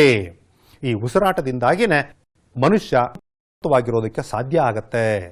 ಈ ದೇಹದ ಈ ಶ್ವಾಸಕಾಂಗ ವ್ಯೂಹದಲ್ಲಿರುವಂತಹ ಎಲ್ಲ ರಚನೆಗಳನ್ನು ಸಹ ನಾವು ಭಾಗಗಳನ್ನು ಗುರುತಿಸುವಂಥದ್ದು ತಿಳ್ಕೊಂಡಿರಬೇಕು. ಅಷ್ಟೇ ಅಲ್ಲ, ಅದರ ಕಾರ್ಯಗಳನ್ನು ಸಹ ತಿಳ್ಕೊಂಡಿರಬೇಕು. ಇದರ ಬಗ್ಗೆ ಸಹ ಯಾವ ರೀತಿಯ ಪ್ರಶ್ನೆಗಳು ಬರ್ಬೋದು ಅಂತ ಚರ್ಚೆ ಮಾಡೋಣ ವಿದ್ಯಾರ್ಥಿಗಳೇ. ನಮ್ಮ ಪಠ್ಯಪುಸ್ತಕದಲ್ಲಿ ಪರಿಕಲ್ಪನೆಗಳನ್ನು ಅರ್ಥ ಮಾಡೋದಕ್ಕೆ ಸಾಕಷ್ಟು ಚಟುವಟಿಕೆಗಳನ್ನು ಕೊಟ್ಟಿದ್ದಾರೆ. ಚಟುವಟಿಕೆ ಆಧಾರಿತ ಪ್ರಶ್ನೆಗಳು ಸಹ ಪರೀಕ್ಷೆಯಲ್ಲಿ ಬರಬಹುದು. ಆದುದರಿಂದ ಈ ಚಟುವಟಿಕೆಯ ಆಧಾರದ ಮೇಲೆ ಹೇಗೆ ಪ್ರಶ್ನೆ ಕೇಳ್ತಾರೆ ಅಂತ ನೋಡೋಣ. ನೋಡಿ, ಈ ಚಿತ್ರ ಇದೊಂದು ಚಟುವಟಿಕೆಯ ಚಿತ್ರ. ಇದನ್ನ ನೀವು ಪಠ್ಯಪುಸ್ತಕದಲ್ಲಿ ನೋಡಿರ್ತೀರಿ. ಏನಿದು? ಇಲ್ಲಿ 2 ಪ್ರಾಣಾಳಗಳಿದೆ. 2 ಪ್ರಾಣಾಳದಲ್ಲಿ ಸುಣ್ಣದ ತಿಳಿನೀರನ್ನು ತೆಗೆದುಕೊಂಡಿದ್ದಾರೆ. ಒಂದು ಪ್ರಾಣಾಳದಲ್ಲಿ ಎ ಪ್ರಾಣಾಳದಲ್ಲಿ ಏನು ಮಾಡ್ತಾ ಇದ್ದಾರಪ್ಪ ಅಂತಂದ್ರೆ, ಒಂದು ಪಿಚಕಾರಿಯ ಸಹಾಯದಿಂದ ಗಾಳಿಯನ್ನ ಅದರಲ್ಲಿ ಪಂಪ್ ಮಾಡ್ತಾ ಇದ್ದಾರೆ. ಪ್ರಾಣಾಳದಲ್ಲಿ ಪಂಪ್ ಮಾಡ್ತಾ ಇದ್ದಾರೆ. ಇನ್ನು ಎರಡನೇ ಟೆಸ್ಟ್ ಟ್ಯೂಬ್, ಬಿ ಟೆಸ್ಟ್ ಟ್ಯೂಬಲ್ಲಿ ಏನಾಗ್ತಾ ಇದೆಯಪ್ಪ ಅಂತಂದ್ರೆ, ಅಥವಾ ಪ್ರಾಣಾಳದಲ್ಲಿ ನಮ್ಮ ಗಾಳಿಯನ್ನ, ಅಂದರೆ ನಮ್ಮ ಉಸಿರಾಟದಿಂದ ಹೊರಬರುವಂತಹ ಉಸಿರನ್ನ ನಾವು ಅದರಲ್ಲಿ ಹಾಯಿಸ್ತಾ ಇದ್ದೀವಿ, ಅಂದರೆ ಊದುತ್ತಿದ್ದೇವೆ. ಈಗ ಈ 2 ಪ್ರಾಣಾಳದಲ್ಲಿ ಯಾವುದು ಹಾಲಿನ ಬಣ್ಣಕ್ಕೆ ತಿರುಗುತ್ತದೆ? ನಾನು ತೆಗೆದುಕೊಂಡಿರುವಂಥದ್ದು ಸುಣ್ಣದ ತಿಳಿನೀರು. ಹೌದು ವಿದ್ಯಾರ್ಥಿಗಳೇ, ನಿಮ್ಮ ಊಹೆ ಕರೆಕ್ಟ್ ಆಗಿದೆ. ನೋಡಿ, ಬಿ ಪ್ರಾಣಾಳದಲ್ಲಿರುವಂತಹ ಸುಣ್ಣದ ತಿಳಿನೀರು ಹಾಲಿನ ಬಣ್ಣಕ್ಕೆ ತಿರುಗುತ್ತದೆ. ಯಾಕೆ? ನಾವು ಹೊರಬಿಟ್ಟ ಉಸಿರಿನಲ್ಲಿರುವಂತಹ ಕಾರ್ಬನ್ ಡೈಆಕ್ಸೈಡ್ ಸುಣ್ಣದ ತಿಳಿನೀರನ್ನು ಹಾಲಿನ ಬಣ್ಣಕ್ಕೆ ತಿರುಗಿಸುತ್ತದೆ. ಹಾಗಾದರೆ ಒಂದು ಗೊತ್ತಾಯಿತು, ನಾವು ಉಸಿರಾಟದಿಂದ ಹೊರಗಡೆ ಬಿಡುವಂತಹ ಅನಿಲದಲ್ಲಿ ಕಾರ್ಬನ್ ಡೈಆಕ್ಸೈಡ್ ಇರುತ್ತದೆ ಅಂತ. ಹಾಗಾದರೆ ಇದು ಎಲ್ಲಿ ಉತ್ಪತ್ತಿ ಆಯಿತು? ನಮ್ಮ ದೇಹದಲ್ಲೇ ಉತ್ಪತ್ತಿಯಾಗಿರಬೇಕಲ್ವಾ? ಹೌದು ವಿದ್ಯಾರ್ಥಿಗಳೇ, ಈ ಕಾರ್ಬನ್ ಡೈಆಕ್ಸೈಡ್ ನಮ್ಮ ದೇಹದಲ್ಲಿ ಉತ್ಪತ್ತಿಯಾಗಿದೆ. ಹಾಗಾದರೆ ಜೀವಿಗಳಲ್ಲಿ ಉಸಿರಾಟ ಕ್ರಿಯೆ ಹೇಗೆ ನಡೆಯುತ್ತೆ ಅನ್ನುವಂಥದ್ದು ಸಹ ಜೀವಕ್ರಿಯೆಗಳಲ್ಲಿ ಬಹಳ ಪ್ರಮುಖವಾದಂತಹ ಜೀವಕ್ರಿಯೆ. ಅದನ್ನು ತಿಳ್ಕೊಳ್ಳೋಣ. ಜೀವಿಗಳಲ್ಲಿ ಗ್ಲೂಕೋಸ್ ಹಲವು ರೀತಿಯ ವಿಭಜನಾ ಪ್ರಕ್ರಿಯೆಗಳಲ್ಲಿ ಪಾಲ್ಗೊಳ್ಳುತ್ತೆ, ಅಂದರೆ ಹಲವು ರೀತಿಯಾಗಿ ವಿಭಜನೆಗೊಳ್ಳುತ್ತೆ. ಇದು ಜೀವಕೋಶದಲ್ಲಿ ನಡೆಯುವಂಥದ್ದು. ಇದು ಬಹಳ ಪ್ರಮುಖವಾದ ಭಾಗ. ಇದನ್ನು ನೀವು ತಿಳ್ಕೊಂಡಿರ್ತೀರಿ. ಇದು ಪಠ್ಯಪುಸ್ತಕದಲ್ಲಿ ನಮಗೆ ಗ್ಲೂಕೋಸ್ 3 ರೀತಿಯಾಗಿ ವಿಭಜನೆಗೊಳ್ಳುವಂಥದ್ದು. ಈ ಚಾರ್ಟ್ ಬಹಳ ಇಂಪಾರ್ಟೆಂಟ್. ಯಾಕೆಂದರೆ ಇದರ ಮೇಲೆ ಹಲವಾರು ಪ್ರಶ್ನೆಗಳನ್ನು ಪರೀಕ್ಷೆಗಳಲ್ಲಿ ಕೇಳೋದಕ್ಕೆ ಅವಕಾಶ ಇದೆ. ಯಾವ ರೀತಿ ಅಂತ ನೋಡೋಣ ವಿದ್ಯಾರ್ಥಿಗಳ. ಗ್ಲೂಕೋಸ್ ಪೈರುವೇಟ್ ಆಗಿ ವಿಭಜನೆಗೊಳ್ಳುವ ಪ್ರಕ್ರಿಯೆಯು ಜೀವಕೋಶದಲ್ಲಿ ಎಲ್ಲಿ ನಡೆಯುತ್ತದೆ? ಹೌದು, ಜೀವಕೋಶದಲ್ಲಿ ಕೋಶ ದ್ರವ್ಯದಲ್ಲಿ ಈ ಗ್ಲೂಕೋಸ್ ಪೈರುವೇಟ್ ಆಗಿ ಪರಿವರ್ತನೆಗೊಳ್ಳುತ್ತೆ. ಅದೇ ರೀತಿಯಾಗಿ ಕೆಲವೊಮ್ಮೆ ಸ್ನಾಯುಗಳು ಸೆಡೆತ ಉಂಟಾಗಲು ಕಾರಣವೇನು? ಅಪಾರವಾದ ನೋವು ಉಂಟಾಗುತ್ತೆ. ಎಲ್ಲಿ? ಸ್ನಾಯುಗಳಲ್ಲಿ. ಅದು ಕೈಗಳ ಸ್ನಾಯುಗಳಲ್ಲಾಗ್ಬೋದು, ಕಾಲುಗಳಲ್ಲಾಗ್ಬೋದು. ಯಾವಾಗ ಉಂಟಾಗುತ್ತೆ? ನಾವು ಹೆಚ್ಚು ಕೆಲಸ ಮಾಡಿದಾಗ, ಆಯಾಸ ಆದಾಗ. ಆಯಿತು, ಹಾಗಾದರೆ ಸ್ನಾಯುಗಳಲ್ಲಿ ಯಾಕೆ ಆ ರೀತಿ ನೋವು ಉಂಟಾಗುತ್ತೆ ಅಂದರೆ, ಆ ಸ್ನಾಯುಗಳಲ್ಲಿ ಕೆಲಸ ಹೆಚ್ಚಾದಾಗ ಆಕ್ಸಿಜನ್ ಕೊರತೆ ಉಂಟಾಗಿ ಅಲ್ಲಿ ಪೈರುವೇಟ್ ಲ್ಯಾಕ್ಟಿಕ್ ಆಮ್ಲವಾಗಿ ಪರಿವರ್ತನೆಗೊಳ್ಳುತ್ತದೆ. ಆ ರೀತಿ ಲ್ಯಾಕ್ಟಿಕ್ ಆಮ್ಲವಾಗಿ ಪರಿವರ್ತನೆಗೊಂಡಾಗ, ಆಮ್ಲ ಅಂದರೆ ಗೊತ್ತು, ಅದರಿಂದ ಏನಾಯಿತು ಅಂದರೆ ಸ್ನಾಯುಗಳಲ್ಲಿ ಸೆಡೆತ ಉಂಟಾಗುತ್ತೆ. ಸರಿ ವಿದ್ಯಾರ್ಥಿಗಳು, ಇನ್ನು ಜೀವಕೋಶದಲ್ಲಿ ATP ಅಡಿನೋಸಿನ್ ಟ್ರೈಫಾಸ್ಫೇಟ್ ಯಾವ ಕ್ರಿಯೆಗಳನ್ನು ನಡೆಸುತ್ತದೆ? ಅಡಿನೋಸಿನ್ ಟ್ರೈಫಾಸ್ಫೇಟ್ ಅಂದರೆ ಏನಪ್ಪಾ ಅಂದರೆ ಅದು ಒಂದು ಶಕ್ತಿಯ ಮೂಲ. ಯಾವ ಕ್ರಿಯೆಗಳನ್ನು ನಡೆಸುತ್ತೆ ನೋಡೋಣ. ಜೀವಕೋಶದಲ್ಲಿ ATPಯು ಎಲ್ಲ ಅಂತರುಷ್ಟಕ ಕ್ರಿಯೆಗಳನ್ನು ನಡೆಸುತ್ತದೆ. ಜೀವಕೋಶದಲ್ಲಿ ನಡೆಯುವಂತಹ ಪ್ರತಿಯೊಂದು ಕ್ರಿಯೆಗೂ ಸಹ ಶಕ್ತಿ ಬೇಕು. ಆ ಶಕ್ತಿಯನ್ನು ATP ಕೊಡಬೇಕು. ಹಾಗಾಗಿ ಅಂತಹ ಕ್ರಿಯೆಗಳನ್ನು ನಾವು ಅಂತರುಷ್ಣಕ ಕ್ರಿಯೆಗಳು ಅಂತ ಕರಿತೇವೆ. ಕೋಶೀಯ ಉಸಿರಾಟದಲ್ಲಿ ಬಿಡುಗಡೆಯಾಗುವ ಶಕ್ತಿಯು ಯಾವ ಅಣುಗಳ ಸಂಶ್ಲೇಷಣೆಯಲ್ಲಿ ಬಳಸಲಾಗುತ್ತದೆ? ಈಗ ತಾನೇ ತಿಳ್ಕೊಂಡ್ವಿ. ಕೋಶೀಯ ಉಸಿರಾಟದಲ್ಲಿ ಬಿಡುಗಡೆಯಾಗುವಂತಹ ಶಕ್ತಿಯು ಜೀವಕೋಶದಲ್ಲಿ ATP ಎಂಬ ಅಣುಗಳ ಸಂಶ್ಲೇಷಣೆಯಲ್ಲಿ ಬಳಕೆಯಾಗುತ್ತದೆ, ಅಥವಾ ಶಕ್ತಿಯು ATP ರೂಪದಲ್ಲಿ ಇರುತ್ತೆ ವಿದ್ಯಾರ್ಥಿಗಳೇ. ಇನ್ನು ಜಲಚರಗಳ ಉಸಿರಾಟವು ದರವು ನೆಲಜೀವಿಗಳಿಗಿಂತ ಸಾಕಷ್ಟು ವೇಗವಾಗಿರುತ್ತದೆ. ಏನ್ ಕಾರಣ? ಉದಾಹರಣೆಗೆ ಹೇಳೋದಾದರೆ, ನೀರಿನಲ್ಲಿ ಜೀವಿಸುವಂತಹ ಮೀನುಗಳ ಉಸಿರಾಟ ದರವು ಜಲಚರಗಳಿಗೆ ಅಂದರೆ ನೆಲಚರಗಳಿಗಿಂತ ಹೆಚ್ಚು. ಕಾರಣ ಏನು ಅಂತ ಕೇಳ್ತಾ ಇದ್ದಾರೆ. ಏನು ಕಾರಣ? ಗಾಳಿಯಲ್ಲಿರುವಂತಹ ಆಕ್ಸಿಜನ್ ಪ್ರಮಾಣಕ್ಕೆ ಹೋಲಿಸಿದರೆ ನೀರಿನಲ್ಲಿ ಕರಗಿರುವಂತಹ ಆಕ್ಸಿಜನ್ ಪ್ರಮಾಣ ಬಹಳ ಬಹಳ ಕಡಿಮೆ. ಹಾಗಾಗಿ ಜಲಚರಗಳು ಹೆಚ್ಚು ಶ್ರಮ ವಹಿಸಿ ಆಮ್ಲಜನಕವನ್ನು ಪಡ್ಕೋಬೇಕಾಗತ್ತೆ. ಅವುಗಳು ಕಿವಿರುಗಳ ಸಹಾಯದಿಂದ ಆಮ್ಲಜನಕವನ್ನ, ನೀರಿನಲ್ಲಿ ಕರಗಿರುವಂತಹ ಆಮ್ಲಜನಕವನ್ನ ಹೀರಿಕೊಳ್ಳುತ್ತವೆ. ಆದುದರಿಂದಾಗಿ ಜಲಚರಗಳ ಉಸಿರಾಟ ದರವು ಹೆಚ್ಚಾಗಿರುತ್ತೆ. ಮನುಷ್ಯರಲ್ಲಿ ಆಕ್ಸಿಜನ್ ಮತ್ತು ಕಾರ್ಬನ್ ಡೈಆಕ್ಸೈಡ್ಗಳ ಸಾಗಾಣಿಕೆ ಹೇಗೆ ಆಗುತ್ತದೆ? ಈಗ ನಾನು ಉಸಿರಾಟ ಮಾಡ್ತಾ ಇದ್ದೀನಿ, ನನ್ನ ಶ್ವಾಸಕೋಶಗಳಿಗೆ ಆಮ್ಲಜನಕ ಹೋಯಿತು, ಆದರೂ ಮತ್ತೆ ದೇಹದ ಎಲ್ಲ ಭಾಗಗಳಿಗೆ ಹೇಗೆ ಸಾಗಾಣಿಕೆ ಆಗುತ್ತೆ? ರಕ್ತದ ಮುಖಾಂತರ ಅಂತ ಹೇಳ್ಬಿಡ್ತೀವಿ. ಹಾಗೇನೆ ಪ್ರತಿಯೊಂದು ಜೀವಕೋಶವೂ ಸಹ ಕಾರ್ಬನ್ ಡೈಆಕ್ಸೈಡ್ ಅನ್ನು ಬಿಡುಗಡೆ ಮಾಡ್ತಾ ಇದೆ. ಅದು ಮತ್ತೆ ಶ್ವಾಸಕೋಶಗಳ ಮುಖಾಂತರ ಹೊರಗಡೆ ಹೇಗೆ ಹೋಗುತ್ತೆ? ಇದು ಪ್ರಶ್ನೆ ವಿದ್ಯಾರ್ಥಿಗಳೇ. ಮನುಷ್ಯರಲ್ಲಿ ಆಕ್ಸಿಜನ್ ಸಾಗಾಣಿಕೆ ಮಾಡೋದಕ್ಕಾಗಿ ರಕ್ತದಲ್ಲಿ ಕೆಂಪು ರಕ್ತ ಕಣಗಳಿದಾವೆ. ಆ ಕೆಂಪು ರಕ್ತ ಕಣಗಳಲ್ಲಿ ಹಿಮೋಗ್ಲೋಬಿನ್ ಇದೆ. ಇದಕ್ಕೆ ಆಮ್ಲಜನಕವನ್ನು ಕಂಡ್ರೆ ಬಹಳ ಇಷ್ಟ. ಅದು ಆಮ್ಲಜನಕವನ್ನು ಹೀರಿಕೊಂಡು ಆಕ್ಸಿ ಹಿಮೋಗ್ಲೋಬಿನ್ ಆಗುತ್ತದೆ. ಆ ರೀತಿಯಾಗಿ ಆಕ್ಸಿಜನ್ ಹಿಮೋಗ್ಲೋಬಿನ್ ಮುಖಾಂತರ ದೇಹದ ಪ್ರತಿಯೊಂದು ಜೀವಕೋಶಕ್ಕೂ ಸಾಗಾಣಿಕೆ ಆಗುತ್ತೆ. ಇನ್ನು ಕಾರ್ಬನ್ ಡೈಆಕ್ಸೈಡ್, ಜೀವಕೋಶಗಳಿಂದ ಬಿಡುಗಡೆ ಆದಂತಹ ಕಾರ್ಬನ್ ಡೈಆಕ್ಸೈಡ್ ನೀರಿನಲ್ಲಿ ಹೆಚ್ಚಾಗಿ ಕರಗುತ್ತದೆ. ಆದುದರಿಂದ ನೀರಿನಲ್ಲಿರುವಂತಹ ದ್ರವರೂಪದ ವಸ್ತು ಪ್ಲಾಸ್ಮಾದಲ್ಲಿ ಈ ಕಾರ್ಬನ್ ಡೈಆಕ್ಸೈಡ್ ಕರಗಿ ವಿಲೀನ ರೂಪದಲ್ಲಿ ಅದೇನಾಗುತ್ತೆ? ಸಾಗಾಣಿಕೆ ಆಗುತ್ತೆ ವಿದ್ಯಾರ್ಥಿಗಳೇ. ಅನಿಲಗಳ ವಿನಿಮಯ ಪ್ರದೇಶವನ್ನು ಹೆಚ್ಚಿಸಲು ಮನುಷ್ಯರಲ್ಲಿ ಶ್ವಾಸಕೋಶಗಳು ಹೇಗೆ ವಿನ್ಯಾಸಗೊಂಡಿದೆ? ಶ್ವಾಸಕೋಶಗಳಿರೋದು ಎದೆ ಭಾಗದಲ್ಲಿ ಸಣ್ಣ ಎದೆಗೂಡಿನ ಚೀಲಗಳಲ್ಲಿ ಇದ್ದಾವೆ. ಹಾಗಾದರೆ ಇವು ನಮ್ಮ ದೇಹಕ್ಕೆಲ್ಲ ಬೇಕಾಗುವಂತಹ ಆಮ್ಲಜನಕವನ್ನು ಪಡೆದುಕೊಳ್ಳೋದಕ್ಕೆ ಹೇಗೆ ವಿನ್ಯಾಸಗೊಂಡಿದೆ? ನಾವು ಆಗ್ಲೇ ತಿಳ್ಕೊಂಡ್ವಿ ಈ ಶ್ವಾಸಕೋಶದ ಒಳಗಡೆ ಇರುವಂತಹ ಅತಿ ಸಣ್ಣ ಸಣ್ಣ ನಳಿಕೆಗಳು ವಿಭಜನೆಗೊಂಡು ಕೊನೆಯದಾಗಿ ಗಾಳಿಗೂಡುಗಳಾಗಿ ಪರಿವರ್ತನೆ ಹೊಂದುತ್ತವೆ. ಈ ರೀತಿ ಅಪಾರ ಸಂಖ್ಯೆಯ ಗಾಳಿಗೂಡುಗಳು ಈ ಶ್ವಾಸಕೋಶದ ವಿಸ್ತಾರವನ್ನ, ಮೇಲ್ಮೈ ವಿಸ್ತಾರವನ್ನ ಹೆಚ್ಚು ಮಾಡ್ತವೆ. ಅದರಿಂದಾಗಿ ಅನಿಲಗಳ ವಿನಿಮಯ ಸುಲಭವಾಗಿ ನಡೆಯುತ್ತದೆ. ಈಗ ನೋಡಿ, ಮಾನವನ ಶ್ವಾಸಕಾಂಗ ವ್ಯೂಹ ಎಲ್ಲ ಭಾಗಗಳು ಕಾಣಿಸ್ತಾ ಇದೆ. ಅಲ್ಲಿ ಗಾಳಿಗೂಡುಗಳನ್ನು ಸಹ ನೀವು ನೋಡ್ತಾ ಇದ್ದೀರಿ. ಈ ಗಾಳಿಗೂಡುಗಳು ಅತ್ಯಂತ ಸಣ್ಣ ಸಣ್ಣ ಚೀಲಗಳ ರಚನೆ. ಅಲ್ಲಿ ಆಮ್ಲಜನಕ ಅಥವಾ ಇತರ ಎಲ್ಲ ಅನಿಲಗಳ ವಿನಿಮಯ ಉಂಟಾಗುತ್ತದೆ. ವಿದ್ಯಾರ್ಥಿಗಳೇ, ಈ ಚಿತ್ರದ ಭಾಗಗಳನ್ನು ಸಹ ನೀವು ನೋಡಿಕೊಂಡಿರಬೇಕು. ಆಗ ಇದರ ಮೇಲೆ ಪ್ರಶ್ನೆ ಕೇಳಿದ್ರೆ ನಿಮಗೆ ಉತ್ತರಿಸೋದಕ್ಕೆ ಸುಲಭವಾಗುತ್ತೆ. ಈಗ ಮನುಷ್ಯನ ಹೃದಯದ ಚಿತ್ರ. ಹೌದು, ಇದು ಪರೀಕ್ಷೆಗೆ ಅಭ್ಯಾಸದ ಚಿತ್ರ. ಈ ಹೃದಯದ ಚಿತ್ರವನ್ನು ಚೆನ್ನಾಗಿ ಬರೆಯೋದನ್ನು ಈಗಾಗಲೇ ನೀವು ಅಭ್ಯಾಸ ಮಾಡಿರ್ತೀರಿ. ಆದರೆ ಇದರ ಎಲ್ಲ ಭಾಗಗಳನ್ನು ಗುರುತಿಸುವಂಥದ್ದು ಸಹ ನೀವು ಜ್ಞಾಪಕ ಇಟ್ಕೊಂಡಿರಬೇಕು. ಪರೀಕ್ಷೆಯಲ್ಲಿ ಕೇಳುವ ಸಂಭವ ಇರುತ್ತೆ.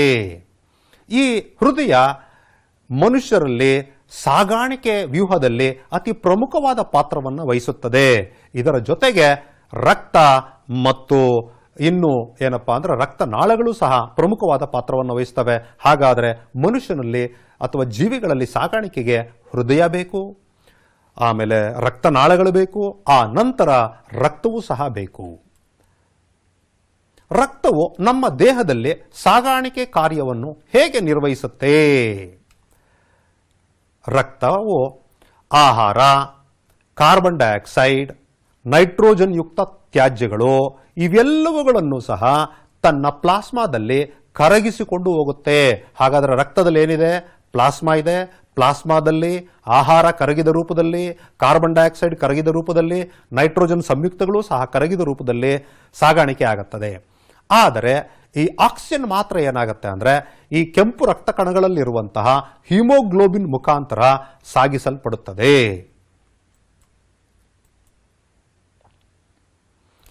ಸಾಗಾಣಿಕೆಯ ರೇಖಾತ್ಮಕ ನಿರೂಪಣೆ ಮತ್ತು ಆಕ್ಸಿಜನ್ ಹಾಗೂ ಕಾರ್ಬನ್ ಡೈಆಕ್ಸೈಡ್ಗಳ ವಿನಿಮಯ. ನೋಡಿ ಮಕ್ಕಳ, ನಮ್ಮ ದೇಹದಲ್ಲಿ ಇಡೀ ಸಾಗಾಣಿಕೆ ವ್ಯೂಹ ಹೇಗೆ ರಚನೆಗೊಂಡಿದೆ ಅನ್ನುವಂಥದ್ದನ್ನು ನಾವಿಲ್ಲಿ ನೋಡಬಹುದು. ಹೃದಯ ಇದೆ. ಹೃದಯದಿಂದ ಬಂದಿರುವಂತಹ ರಕ್ತನಾಳಗಳು, ಶುದ್ಧ ರಕ್ತ ಹರಿಯುವಂಥದ್ದನ್ನು ಅಪಧಮನಿ ಅಂತ ಕರಿತೀವಿ, ಅಶುದ್ಧ ರಕ್ತ ಹರಿಯುವಂಥದ್ದನ್ನು ಅಭಿಧಮನಿ ಅಂತ ಕರಿತೀವಿ. ಈ ಅಪಧಮನಿಗಳು ಮತ್ತು ಅಭಿಧಮನಿಗಳು ಕೊನೆಯಲ್ಲಿ ಸಣ್ಣ ಸಣ್ಣ ನಾಳಗಳಾಗಿ ಲೋಮನಾಳಗಳಾಗ್ತವೆ. ಈ ಲೋಮನಾಳಗಳು ರಕ್ತವನ್ನು ಪ್ರತಿಯೊಂದು ಜೀವಕೋಶಕ್ಕೂ ಸರಬರಾಜು ಮಾಡುತ್ತದೆ. ಅದನ್ನ ನಾವು ಈ ಚಿತ್ರದಲ್ಲಿ ನೋಡಬಹುದು ವಿದ್ಯಾರ್ಥಿಗಳೇ. ಮುಂದಿನ ಪ್ರಶ್ನೆ ವಿದ್ಯಾರ್ಥಿಗಳೇ, ಇಮ್ಮಡಿ ಪರಿಚಲನೆ ಎಂದರೇನು? ಸ್ತನಿಗಳಲ್ಲಿ ಮತ್ತು ಪಕ್ಷಿಗಳಲ್ಲಿ ಇಮ್ಮಡಿ ಪರಿಚಲನೆ ಕಂಡುಬರುತ್ತೆ. ಬೇರೆ ಜೀವಿಗಳಲ್ಲಿ ಕಂಡುಬರೋದಿಲ್ಲ. ಉದಾಹರಣೆಗೆ ಮೀನುಗಳಲ್ಲಾಗಬಹುದು, ಆ ನಂತರ ಉಭಯವಾಸಿಗಳಲ್ಲಾಗಬಹುದು, ಹಾಗೂ ಸರೀಸೃಪಗಳಲ್ಲಿ ಇಮ್ಮಡಿ ಪರಿಚಲನೆ ಕಂಡುಬರಲ್ಲ. ಇಮ್ಮಡಿ ಪರಿಚಲನೆ ಕಂಡುಬರುವಂಥದ್ದು ಪಕ್ಷಿಗಳಲ್ಲಿ ಮತ್ತು ಸ್ತನಿಗಳಲ್ಲಿ ಮಾತ್ರ. ಕಾರಣ ಏನು ಅಂದರೆ ಈ ಸ್ತನಿಗಳಲ್ಲಿ ಮತ್ತು ಪಕ್ಷಿಗಳಲ್ಲಿ ಹೃದಯದಲ್ಲಿ 4 ಕೋಣೆಗಳಿರ್ತವೆ. ಆದುದರಿಂದ ಶುದ್ಧ ರಕ್ತವನ್ನು ಮತ್ತು ಅಶುದ್ಧ ರಕ್ತವನ್ನು ಬೇರ್ಪಡಿಸಲು ಸಾಧ್ಯವಾಗುತ್ತದೆ. ಹಾಗಾದರೆ ಇಮ್ಮಡಿ ಪರಿಚಲನೆ ಏನಂತ ಉತ್ತರ ಬರೀಬೇಕು? ಪಕ್ಷಿಗಳಲ್ಲಿ, ಸ್ತನಿಗಳಲ್ಲಿ ರಕ್ತವು ಪ್ರತಿಯೊಂದು ಪರಿಚಲನೆಗೆ 2 ಬಾರಿ ಹೃದಯವನ್ನು ಹಾದು ಹೋಗುತ್ತೆ. ಅಂದರೆ 1 ಬಾರಿ ಶುದ್ಧ ರಕ್ತವು, ಇನ್ನೊಂದು ಬಾರಿ ಅಶುದ್ಧ ರಕ್ತವು. ಅಶುದ್ಧ ರಕ್ತವು ಶುದ್ಧವಾಗೋದಕ್ಕಾಗಿ ಹೃದಯಕ್ಕೆ ಹೋಗಿ, ಹೃದಯದಿಂದ ಶ್ವಾಸಕೋಶಗಳಿಗೆ ಹೋಗಿ ಶುದ್ಧವಾಗಿ ಮತ್ತೆ ಹೃದಯಕ್ಕೆ ಬಂದು ಹೃದಯದಿಂದ ಪಂಪ್ ಆಗಿ ದೇಹದ ಎಲ್ಲ ಭಾಗಗಳಿಗೂ ಹೋಗುತ್ತೆ. ಹೀಗೆ ರಕ್ತವು 2 ಬಾರಿ ಹೃದಯವನ್ನು ತಲುಪುವಂತಹ ರಕ್ತ ಪರಿಚಲನೆಗೆ ಇಮ್ಮಡಿ ಪರಿಚಲನೆ ಅಂತ ಕರಿತೇವೆ. ಇನ್ನು ಅಪಧಮನಿ ಅಂದ್ರೆ ಏನು? ಹೃದಯ ರಕ್ತವನ್ನು ಹೃದಯದಿಂದ ದೇಹದ ವಿವಿಧ ಅಂಗಗಳಿಗೆ ಕೊಂಡೊಯ್ಯುವಂತಹ ರಕ್ತನಾಳವನ್ನ ಅಪಧಮನಿ ಅಂತ ಕರಿತೀವಿ. ಯಾವಾಗಲೂ ಕೂಡ ಅಷ್ಟೇ ಅಪಧಮನಿಗಳಲ್ಲಿ ನಮಗೆ ಅದರ ಪೊರೆ ದಪ್ಪದಾಗಿರುತ್ತದೆ. ಇದು ಶುದ್ಧ ರಕ್ತವನ್ನು ಮಾತ್ರ ಕೊಂಡೊಯ್ಯುತ್ತದೆ. ಆದರೆ ಒಂದೇ ಒಂದು ಅಪಧಮನಿ ಅಶುದ್ಧ ರಕ್ತವನ್ನ ಕೊಂಡೊಯ್ಯುತ್ತದೆ. ಅದು ಯಾವುದು ಅಂತೂ ಸಹ ಪ್ರಶ್ನೆ ಕೇಳುವಂತಹ ಅವಕಾಶ ಇರುತ್ತೆ. ಅಶುದ್ಧ ರಕ್ತವನ್ನು ಹೃದಯದಿಂದ ಕೊಂಡೊಯ್ಯುವಂತಹ ಅಪಧಮನಿ ಯಾವುದು ಅಂದ್ರೆ ಪಲ್ಮನರಿ ಅಪಧಮನಿ. ಇನ್ ಅಭಿಧಮನಿ ಅಂದ್ರೆ ಏನು? ಇದು ಅಶುದ್ಧ ರಕ್ತವನ್ನ ದೇಹದ ವಿವಿಧ ಭಾಗಗಳಿಂದ ಸಂಗ್ರಹಿಸಿ ಹೃದಯಕ್ಕೆ ಮರಳುವಂತೆ ಮಾಡುತ್ತೆ. ಅಂದರೆ ಅಭಿಧಮನಿಗಳಲ್ಲಿ ಯಾವಾಗಲೂ ಸಹ ಅಶುದ್ಧ ರಕ್ತವೇ ಚಲಿಸ್ತಾ ಇರುತ್ತೆ. ಆದರೆ ಒಂದು ಅಭಿಧಮನಿಯಲ್ಲಿ ಮಾತ್ರ ಶುದ್ಧ ರಕ್ತ ಚಲಿಸುತ್ತೆ. ಆ ಅಭಿಧಮನಿ ಏನ್ ಮಾಡುತ್ತೆ ಅಂತಂದ್ರೆ ಶುದ್ಧ ರಕ್ತವನ್ನು ಶ್ವಾಸಕೋಶಗಳಿಂದ ಹೃದಯಕ್ಕೆ ತರುತ್ತೆ. ಅದನ್ನು ನಾವು ಪಲ್ಮನರಿ ಅಭಿಧಮನಿ ಅಂತ ಕರಿತೀವಿ ವಿದ್ಯಾರ್ಥಿಗಳೇ. ಇದು ಪ್ರಶ್ನೆ ಅಪಧಮನಿ ಮತ್ತು ಅಭಿಧಮನಿಗಳಿಗಿರುವ ವ್ಯತ್ಯಾಸವೇನು ಅನ್ನುವಂತಹ ಪ್ರಶ್ನೆಯನ್ನು ಸಹ ಕೇಳುವಂತ ಅವಕಾಶ ಇರುತ್ತೆ. ಇನ್ನು ಲೋಮನಾಳಗಳು, ಇವು ರಕ್ತನಾಳಗಳಿಗಿಂತ ಬಹಳ ಬಹಳ ಸೂಕ್ಷ್ಮವಾಗಿರುತ್ತೆ. ಇವು ರಕ್ತನಾಳಗಳು ಹಲವು ಬಾರಿ ವಿಭಜಿಸಿ ಸಣ್ಣ ಸಣ್ಣ ನಾಳಗಳಾಗಿ ಮಾರ್ಪಾಟು ಹೊಂದಿರುತ್ತೆ. ಅದನ್ನು ಲೋಮನಾಳಗಳು ಅಂತ ಕರಿತೀವಿ. ಇವು ಜೀವಕೋಶಗಳಿಗೆ ಆಹಾರವನ್ನು ರಕ್ತದ ಮುಖಾಂತರ ಎಲ್ಲವನ್ನೂ ಸಹ ಸರಬರಾಜು ಮಾಡುವಂತಹ ವ್ಯವಸ್ಥೆಯನ್ನ ಮಾಡಿಕೊಳ್ಳುತ್ತೆ. ರಕ್ತದಲ್ಲಿ ಕಿರುತಟ್ಟೆಗಳಿರ್ತವೆ ನೋಡಿ. ರಕ್ತದಲ್ಲಿ ಪ್ಲಾಸ್ಮಾ ಇದೆ, ಬಿಳಿ ರಕ್ತ ಕಣ ಇದೆ, ಕೆಂಪು ರಕ್ತ ಕಣಗಳಿದಾವೆ, ಕಿರುತಟ್ಟೆಗಳಿದಾವೆ. ಹಾಗಾದ್ರೆ ಈ ಕಿರುತಟ್ಟೆಗಳು ರಕ್ತದಲ್ಲಿ ಏನ್ ಕೆಲಸ ಮಾಡ್ತವೆ? ಇದು ಬಹಳ ಪ್ರಮುಖವಾದ ಕಾರ್ಯವನ್ನ ಮಾಡ್ತವೆ. ಗಾಯವಾದಾಗ ರಕ್ತ ಹರ್ಕೊಂಡು ಹೋಗ್ತಾ ಇರುತ್ತೆ. ಸ್ವಲ್ಪ ಹೊತ್ತಾದ ಮೇಲೆ ಅದಾಗದೇನೆ ರಕ್ತ ಹೆಪ್ಪು ಕಟ್ಟಿ ರಕ್ತ ಸೋರುವಿಕೆ ನಿಲ್ಲುತ್ತದೆ.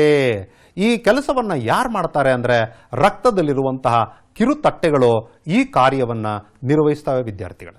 ಇನ್ನು ದುಗ್ಧರಸ, ಇದು ರಕ್ತದಿಂದಾನೇ ರಕ್ತದ ಪ್ಲಾಸ್ಮಾದಿಂದ ಆಗಿರುವಂಥದ್ದು. ಈ ದುಗ್ಧರಸದ ಕಾರ್ಯವೇನು? ಈ ದುಗ್ಧರಸ ಎಲ್ಲಿ ಚಲಿಸುತ್ತೆ? ದುಗ್ಧರಸ ಚಲಿಸುವಂಥದ್ದು ದುಗ್ಧ ನಾಳಗಳಲ್ಲಿ. ಈ ದುಗ್ಧರಸವು ಜೀರ್ಣವಾದ ಮತ್ತು ಕರುಳಿನಿಂದ ಹೀರಲ್ಪಟ್ಟ ಕೊಬ್ಬನ್ನ ಸಾಗಿಸುತ್ತದೆ. ಕೊಬ್ಬಿನ ಸಾಗಾಣಿಕೆ ಆಗುವಂಥದ್ದು ದುಗ್ಧರಸದಿಂದ. ಉಳಿದ ಎಲ್ಲ ಆಹಾರ ಪದಾರ್ಥಗಳು ಕರುಳಿನಿಂದ ಹೀರಲ್ಪಟ್ಟಾಗ ರಕ್ತದಿಂದ ಸಾಗಿಸಲ್ಪಟ್ಟರೆ ದುಗ್ಧರಸವು ಕೊಬ್ಬನ್ನ ಸಾಗಿಸುತ್ತದೆ. ಅಷ್ಟೇ ಅಲ್ಲ, ಇದು ಅಧಿಕ ದ್ರವ ಪದಾರ್ಥವನ್ನ ಮತ್ತೆ ಮರಳಿ ರಕ್ತಕ್ಕೆ ಹರಿಯುವಂತೆ ಮಾಡುತ್ತೆ. ಈಗ ಲೋಮನಾಳಗಳಿಂದ ರಕ್ತವು ಜೀವಕೋಶಗಳಲ್ಲೆಲ್ಲ ಬಂದಾಗ ಸಾಕಷ್ಟು ದ್ರವ ಪದಾರ್ಥ ಅಲ್ಲೇ ಉಳ್ಕೊಂಡ್ಬಿಡುತ್ತೆ. ಹಾಗಾಗಿ ಮತ್ತೆ ಆ ದ್ರವ ಪದಾರ್ಥವನ್ನು ರಕ್ತಕ್ಕೆ ಮರಳಿಸುವಂತಹ ಕೆಲಸವನ್ನ ದುಗ್ಧರಸ ಮಾಡುತ್ತದೆ ವಿದ್ಯಾರ್ಥಿಗಳೇ. ಹಾಗಾದ್ರೆ ದುಗ್ಧರಸವು ಎರಡು ಕಾರ್ಯಗಳನ್ನು ಮಾಡ್ತಾ ಇದೆ. ಒಂದು ಕೊಬ್ಬಿನ ಸಾಗಾಣಿಕೆ, ಇನ್ನೊಂದು ರಕ್ತದಕ್ಕೆ ದ್ರವ ಪದಾರ್ಥವನ್ನ ಮರಳಿ ಸಾಗಾಣಿಕೆ ಮಾಡುವಂತಹ ಕಾರ್ಯ. ವಿದ್ಯಾರ್ಥಿಗಳೇ, ಮನುಷ್ಯನಲ್ಲಿ ಸಾಗಾಣಿಕೆ ತಿಳ್ಕೊಂಡ್ವಿ. ಈಗ ಸಸ್ಯಗಳಲ್ಲಿ ಹೇಗೆ ಸಾಗಾಣಿಕೆ ಆಗುತ್ತೆ ಅನ್ನೋದನ್ನ ತಿಳ್ಕೊಳ್ಳೋಣ. ಅದರ ಮೇಲೆ ಎಂತಹ ಪ್ರಶ್ನೆಗಳು ಬರಬಹುದು ನೋಡೋಣ. ಸಸ್ಯಗಳಲ್ಲಿ ನೀರು ಮತ್ತು ಖನಿಜಗಳ ಸಾಗಾಣಿಕೆ ಹೇಗೆ ನಡೆಯುತ್ತೆ? ಸಸ್ಯಗಳಲ್ಲಿ ಈ ಕಾರ್ಯವನ್ನು ಮಾಡಲು ಕ್ಸೈಲಮ್, ಫ್ಲೋಯಮ್ ಎನ್ನುವಂತಹ ಅಂಗಾಂಶಗಳಿದಾವೆ. ಅದರಲ್ಲಿ ಪ್ರಮುಖವಾಗಿ ಕ್ಸೈಲಮ್ ಈ ನೀರು ಮತ್ತು ಖನಿಜಗಳ ಸಾಗಾಣಿಕೆಯನ್ನ ಮಾಡುತ್ತೆ. ಹಾಗಾದ್ರೆ ಈ ಕ್ಸೈಲಮ್ ಹೇಗೆ ಇದನ್ನ ಸಾಗಾಣಿಕೆ ಮಾಡುತ್ತೆ ನೋಡೋಣ ವಿದ್ಯಾರ್ಥಿಗಳೇ. ನೋಡಿ, ಸಸ್ಯಗಳು ಬೇರು, ಕಾಂಡ, ಎಲೆ, ಸಸ್ಯದ ಎಲ್ಲ ಭಾಗಗಳಲ್ಲೂ ಸಹ ಕ್ಸೈಲಮ್ ಇದೆ. ಅದರಲ್ಲೂ ಪ್ರಮುಖವಾಗಿ ಅದರಲ್ಲಿರುವಂತಹ ನಳಿಕೆಗಳು ಮತ್ತು ಟ್ರೇಕಿಡ್ಗಳು ಏನ್ ಮಾಡ್ತವೆ ಅಂದ್ರೆ ಈ ನೀರನ್ನು ಸಾಗಾಣಿಕೆ ಮಾಡಲು ಸಹಾಯ ಮಾಡುತ್ತೆ. ಬೇರುಗಳು ಮಣ್ಣಿನಿಂದ ಹೀರಿಕೊಂಡಂತಹ ನೀರನ್ನು ಕ್ಸೈಲಮ್ ಮುಖಾಂತರ ಸಸ್ಯದ ಎಲ್ಲ ಭಾಗಗಳಿಗೂ ಸಹ ಕಳಿಸಿಕೊಡುತ್ತೆ.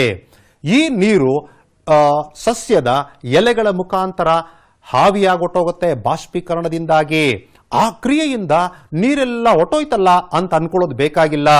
ಆ ರೀತಿಯಾಗಿ ನೀರು ಹಾವಿಯಾಗುವುದರಿಂದಾಗಿ ಈ ಶೋಷಣವನ್ನು ಉಂಟು ಮಾಡುತ್ತೆ. ಆ ಶೋಷಣದಿಂದಾಗಿ ಕ್ಸೈಲಮ್ ಇನ್ನೂ ಹೆಚ್ಚು ಹೆಚ್ಚು ನೀರನ್ನು ಸರಬರಾಜು ಮಾಡೋದಕ್ಕೆ ಅವಕಾಶ ಮಾಡಿಕೊಡುತ್ತೆ.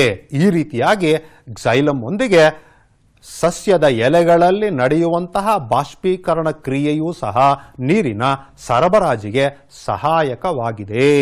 ಇನ್ನು ಸ್ತನಿಗಳಲ್ಲಿ ಮತ್ತು ಪಕ್ಷಿಗಳಲ್ಲಿ ಆಕ್ಸಿಜನ್ ಯುಕ್ತ ಮತ್ತು ಆಕ್ಸಿಜನ್ ರಿಕ್ತ ರಕ್ತ ಪ್ರತ್ಯೇಕಿಸುವುದು ಅಗತ್ಯವಾಗಿದೆ ಹೇಗೆ ಅಂತ ಮತ್ತೆ ಪ್ರಶ್ನೆಯನ್ನು ಕೇಳ್ತಾ ಇದ್ದೀನಿ ವಿದ್ಯಾರ್ಥಿಗಳ. ಸ್ತನಿಗಳಾಗಬಹುದು ಮತ್ತು ಪಕ್ಷಿಗಳಲ್ಲಾಗಬಹುದು ಶುದ್ಧ ರಕ್ತ ಮತ್ತು ಅಶುದ್ಧ ರಕ್ತ. ಆಕ್ಸಿಜನ್ ಯುಕ್ತ ಅಂದ್ರೆ ಶುದ್ಧ ರಕ್ತ, ಆಕ್ಸಿಜನ್ ರಿಕ್ತ ಅಂದ್ರೆ ಅಶುದ್ಧ ರಕ್ತ ಪ್ರತ್ಯೇಕವಾಗಿರುತ್ತೆ. ಅದಕ್ಕೆ ಹೃದಯ ಆ ರೀತಿ ರಚನೆಗೊಂಡಿದೆ. ಯಾಕೆ ಆ ರೀತಿ ರಚನೆಗೊಂಡಿದೆ? ಯಾಕೆ ಅಂದ್ರೆ ಈ ಸ್ತನಿಗಳಲ್ಲಾಗಬಹುದು ಅಥವಾ ಪಕ್ಷಿಗಳಲ್ಲಾಗಬಹುದು ಅವುಗಳಿಗೆ ಆಕ್ಸಿಜನ್ ಅಪಾರ ಪ್ರಮಾಣದಲ್ಲಿ ಅಗತ್ಯವಿದೆ. ಅದು ಹೆಚ್ಚು ಸಾಮರ್ಥ್ಯವನ್ನು ಕೊಡುತ್ತೆ. ಅವುಗಳು ಹೆಚ್ಚು ಹೆಚ್ಚು ಸಾಮರ್ಥ್ಯದಿಂದ ಕಾರ್ಯನಿರ್ವಹಿಸಬೇಕು. ಹಾಗಾದರೆ ಬೇರೆ ಪ್ರಾಣಿಗಳಿಗೆ ಅಷ್ಟೊಂದು ಶಕ್ತಿ ಅಗತ್ಯ ಇಲ್ವಾ? ಬೇರೆ ಪ್ರಾಣಿಗಳಿಗೂ ಸಹ ಶಕ್ತಿ ಅಗತ್ಯವಿದೆ. ಆದರೆ ಅವುಗಳಿಗಿಂತ ಈ ಸ್ತನಿಗಳಲ್ಲಿ ಮತ್ತು ಪಕ್ಷಿಗಳಲ್ಲಿ ದೇಹದ ಉಷ್ಣತೆಯನ್ನು ಕಾಪಾಡಿಕೊಳ್ಳೋದಕ್ಕಾಗಿ ನಿರಂತರವಾಗಿ ಶಕ್ತಿಯ ಸರಬರಾಜಾಗಬೇಕಾಗತ್ತೆ. ಹಾಗಾಗಿ ಇವುಗಳು ಏನಾಗಿದೆ, ಆಕ್ಸಿಜನ್ ಯುಕ್ತ ಮತ್ತು ಆಕ್ಸಿಜನ್ ರಿಕ್ತ ರಕ್ತವನ್ನು ಪ್ರತ್ಯೇಕಿಸುವುದು ಅತ್ಯಂತ ಅಗತ್ಯವಾಗಿರುತ್ತದೆ. ವಿದ್ಯಾರ್ಥಿಗಳೇ, ಇಲ್ಲಿ ಒಂದು ಸಸ್ಯ ಅಂದರೆ ಮರದ ಚಿತ್ರ ಕಾಣಿಸ್ತಾ ಇದೆ. ಅಲ್ಲಿ ಬೇರುಗಳು ಸಹ, ಮಣ್ಣಿನಲ್ಲಿರುವಂತಹ ಬೇರುಗಳು ಸಹ ನಿಮಗೆ ಕಂಡು ಬರ್ತಾ ಇದೆ. ಅಲ್ಲಿಂದ ಬಾಣದ ಗುರುತುಗಳನ್ನು ನೀವು ನೋಡಬಹುದು. ಕಾಣಿಸ್ತಾ ಇದೆಯಲ್ವ ನಿಮಗೆ? ಏನು, ಇಲ್ಲಿ ನೀರು ಹೇಗೆ ಬೇರುಗಳು ಹೀರ್ಕೊಳ್ತವೆ, ಅಲ್ಲಿಂದ ಸಸ್ಯದ ಎಲ್ಲ ಭಾಗಗಳಿಗೂ ಹೋಗಿ ಹೇಗೆ ನೀರಾವಿಯಾಗಿ ಹೊರಗಡೆಗೆ ಬರುತ್ತೆ. ಅದರಿಂದಾಗಿ ಶೋಷಣ ಕ್ರಿಯೆಯಿಂದಾಗಿ ಮತ್ತೆ ನೀರನ್ನು ಹೀರಿಕೊಳ್ಳಲು ಸಹಾಯಕವಾಗಿದೆ ಅನ್ನುವಂಥದ್ದು ನೋಡಿಸ್ತಾ ಇದೆ. ಇಲ್ಲಿ ಬಾಷ್ಪ ವಿಸರ್ಜನೆ ಕ್ರಿಯೆಯೋ ಇದು ನೀರನ್ನು ಕಳ್ಕೊಳ್ಳುವಂಥದ್ದಲ್ಲ, ಮತ್ತೆ ನೀರನ್ನು ಎಳ್ಕೊಳ್ಳುವಂತಹ ಸಾಮರ್ಥ್ಯವನ್ನು ಪಡ್ಕೊಳ್ಳುತ್ತೆ. ವಸ್ತು ಸ್ಥಾನಾಂತರಣ ಎಂದರೇನು? ಇದು ಸಸ್ಯ ಯಾವ ಭಾಗದಲ್ಲಿ ಜರುಗುತ್ತದೆ? ನೋಡಿ ವಿದ್ಯಾರ್ಥಿಗಳೇ, ಸಸ್ಯಗಳು ದ್ಯುತಿ ಸಂಶ್ಲೇಷಣ ಕ್ರಿಯೆಯಿಂದ ಆಹಾರವನ್ನು ಉತ್ಪತ್ತಿ ಮಾಡ್ತು. ದ್ಯುತಿ ಸಂಶ್ಲೇಷಣ ಕ್ರಿಯೆಯಿಂದ ಉತ್ಪತ್ತಿಯಾದಂಥ ಆಹಾರ ಯಾರಿಗಾಗಿ ಉತ್ಪತ್ತಿ ಮಾಡ್ತು? ತಾನೇ ಬಳಸಿಕೊಳ್ಳಲು. ಹಾಗಾದರೆ ಆ ಆಹಾರ ಎಲ್ಲೆಲ್ಲಿ ಅಗತ್ಯ ಇದೆಯೋ ಅಲ್ಲೆಲ್ಲ ಸರಬರಾಜಾಗಬೇಕು. ಈ ರೀತಿ ಸರಬರಾಜು ಆಗುವಂತಹ ಕ್ರಿಯೆಯನ್ನು ವಸ್ತು ಸ್ಥಾನಾಂತರಣ ಅಂತ ಕರಿತೀವಿ. ಈ ವಸ್ತು ಸ್ಥಾನಾಂತರಣ ಅಥವಾ ಆಹಾರ ಸರಬರಾಜಾಗುವಂತಹ ಕ್ರಿಯೆಯು ಫ್ಲೋಯಂನಲ್ಲಿ ನಡೆಯುತ್ತದೆ. ಅದು ಒಂದು ಅಂಗಾಂಶ, ವಾಹಕ ಅಂಗಾಂಶ. ಕ್ಸೈಲಮ್ ಜಲವಾಹಕ ಅಂಗಾಂಶವಾದರೆ ಫ್ಲೋಯಂ ಆಹಾರ ವಾಹಕ ಅಂಗಾಂಶ. ಸಸ್ಯಗಳಲ್ಲಿ ಆಹಾರದ ಸಾಗಾಣಿಕೆ ಹೇಗೆ ಆಗುತ್ತೆ? ಅದೇ ಸಸ್ಯಗಳಲ್ಲಿ ಆಹಾರವನ್ನು ಸರಬರಾಜು ಮಾಡಲು ಫ್ಲೋಯಂ ಅಂಗಾಂಶವಿದೆ. ಈ ಫ್ಲೋಯಂ ಅಂಗಾಂಶದಲ್ಲಿ ಅಭಿಸರಣ ಒತ್ತಡದಿಂದ ಹಾಗೂ ಈ ಒತ್ತಡದಿಂದಾಗಿ ಸಸ್ಯದ ಎಲ್ಲ ಭಾಗಗಳಿಗೆ ಆಹಾರ ಸರಬರಾಜು ಆಗುತ್ತದೆ. ಅಂದರೆ ಇಲ್ಲಿ ಅಭಿಸರಣ ಒತ್ತಡ ಬಹಳ ಪ್ರಮುಖವಾದ ಪಾತ್ರವನ್ನು ವಹಿಸುತ್ತದೆ. ಪ್ರತಿಯೊಂದು ಜೀವಿಯಲ್ಲೂ ಸಹ ಬಹಳ ಪ್ರಮುಖವಾದಂತಹ ಇನ್ನೊಂದು ಜೀವಕ್ರಿಯೆ ಯಾವುದು ಅಂದರೆ ವಿಸರ್ಜನ ಕ್ರಿಯೆ. ಏನು ವಿಸರ್ಜನೆ ಅಂದರೆ ದೇಹದಲ್ಲಿ ಜೀರ್ಣಕ್ರಿಯೆಯಿಂದ ಉತ್ಪತ್ತಿಯಾಗಿರುವಂತಹ ಅನುಪಯುಕ್ತ ವಸ್ತುಗಳನ್ನು ಹಾಗೂ ಉಸಿರಾಟ ಕ್ರಿಯೆಯಲ್ಲಿ ಉತ್ಪತ್ತಿಯಾಗಿರುವಂತಹ ಅನುಭವಯುಕ್ತ ವಸ್ತುಗಳನ್ನು ದೇಹದಿಂದ ಹೊರಗಡೆಗೆ ಹಾಕಬೇಕು. ತ್ಯಾಜ್ಯ ವಸ್ತುಗಳು, ಇದನ್ನು ನಾವು ವಿಸರ್ಜನೆ ಅಂತ ಕರಿತೀವಿ. ಹಾಗಾದರೆ ಮನುಷ್ಯರಲ್ಲಿ ವಿಸರ್ಜನೆ ಹೇಗೆ ನಡೆಯುತ್ತೆ? ಮನುಷ್ಯರಲ್ಲಿ ಈ ವಿಸರ್ಜನೆ ಆಗೋದಕ್ಕಾಗಿ ನಮ್ಮಲ್ಲಿ ವಿಸರ್ಜನಾಂಗ ವ್ಯೂಹವಿದೆ. ಈ ಚಿತ್ರ ಪರೀಕ್ಷಾ ದೃಷ್ಟಿಯಿಂದ ಬಹಳ ಬಹಳ ಮುಖ್ಯ. ಇದರ ಮೇಲೆ ಚಿತ್ರ ಬರೆಯಿರಿ ಮತ್ತು ಭಾಗಗಳನ್ನು ಗುರುತಿಸಿ ಅಂತ ಕೇಳ್ತಾರೆ. ಈ ಚಿತ್ರ ಬರೆಯೋದು ಸುಲಭ, ಇದರ ಭಾಗಗಳನ್ನು ಗುರುತಿಸುವಂಥದ್ದು ಸಹ ನಾವು ಈಗಾಗಲೇ ಚೆನ್ನಾಗಿ ಅಭ್ಯಾಸ ಮಾಡಿರ್ತೀರಿ. ಹಾಗಾಗಿ ನಿಮಗೇನು ಹೆಚ್ಚು ತೊಂದರೆ ಆಗಲ್ಲ. ಆದರೂ ನೀವು ಇದರನ್ನು ಸತತವಾಗಿ ಅಭ್ಯಾಸ ಮಾಡ್ತಾ ಇರಬೇಕು ವಿದ್ಯಾರ್ಥಿಗಳು. ಆಯಿತು, ಇದು ಹೇಗೆ ಕಾರ್ಯನಿರ್ವಹಿಸುತ್ತೆ ಅಂತ ನೋಡೋಣ. ಈ ನೋಡಿ, ನೆಫ್ರಾನ್ ರಚನೆ ಚಿತ್ರವನ್ನು ಇಲ್ಲಿ ನೋಡ್ತಾ ಇದ್ದೀರಿ. ಇದು ಅತ್ಯಂತ ಸಂಕೀರ್ಣವಾದಂತಹ ರಚನೆ. ಇದು ನಮ್ಮ ಮೂತ್ರಪಿಂಡಗಳಲ್ಲಿರುತ್ತೆ. ಒಂದಲ್ಲ ಎರಡಲ್ಲ ಸಾವಿರಾರು ನೆಫ್ರಾನ್ ರಚನೆಗಳಿರ್ತವೆ. ಇವು ನಮ್ಮ ರಕ್ತದಲ್ಲಿರುವಂತಹ ಅಶುದ್ಧ ವಸ್ತುಗಳನ್ನು ರಕ್ತದಿಂದ ಬೇರ್ಪಟ್ಟು ಮೂತ್ರವನ್ನು ಉಂಟು ಮಾಡಲು ಸಹಾಯಕವಾಗಿದೆ ಮತ್ತು ರಕ್ತವನ್ನು ಶುದ್ಧೀಕರಣ ಮಾಡ್ತವೆ. ವಿದ್ಯಾರ್ಥಿಗಳೇ, ನಾವು ಪೋಷಣೆ, ಉಸಿರಾಟ, ಸಾಗಾಣಿಕೆ ಮತ್ತು ವಿಸರ್ಜನೆ ಈ ಎಲ್ಲ ಜೀವಕ್ರಿಯೆಗಳ ಬಗ್ಗೆ ಮತ್ತೊಮ್ಮೆ ಪುನರಾವರ್ತನೆ ಮಾಡಿಕೊಂಡಿದ್ದೇವೆ. ಈ ಪಾಠದಿಂದ ಸರಿಸುಮಾರು 5 ರಿಂದ 6 ಅಂಕಗಳಷ್ಟು ಪ್ರಶ್ನೆಗಳು ಬರಬಹುದು. ಆದುದರಿಂದಾಗಿ ಇದನ್ನು ಮತ್ತೊಮ್ಮೆ ನೀವು ಏಕಾಗ್ರತೆಯಿಂದ ಅಭ್ಯಾಸ ಮಾಡಿ. ಧನ್ಯವಾದಗಳು.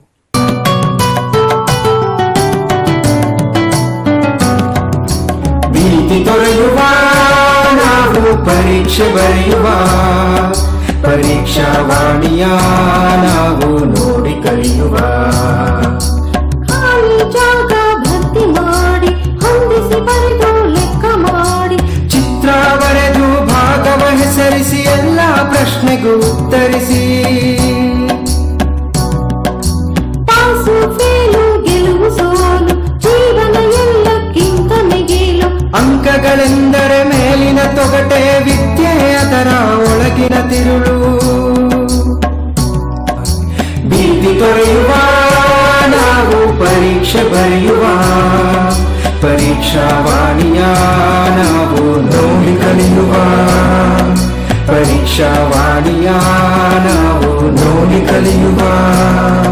ಪರೀಕ್ಷಾವಾಣಿಯ ನಾವು ನೋಡಿ ಕಲಿಯುವ.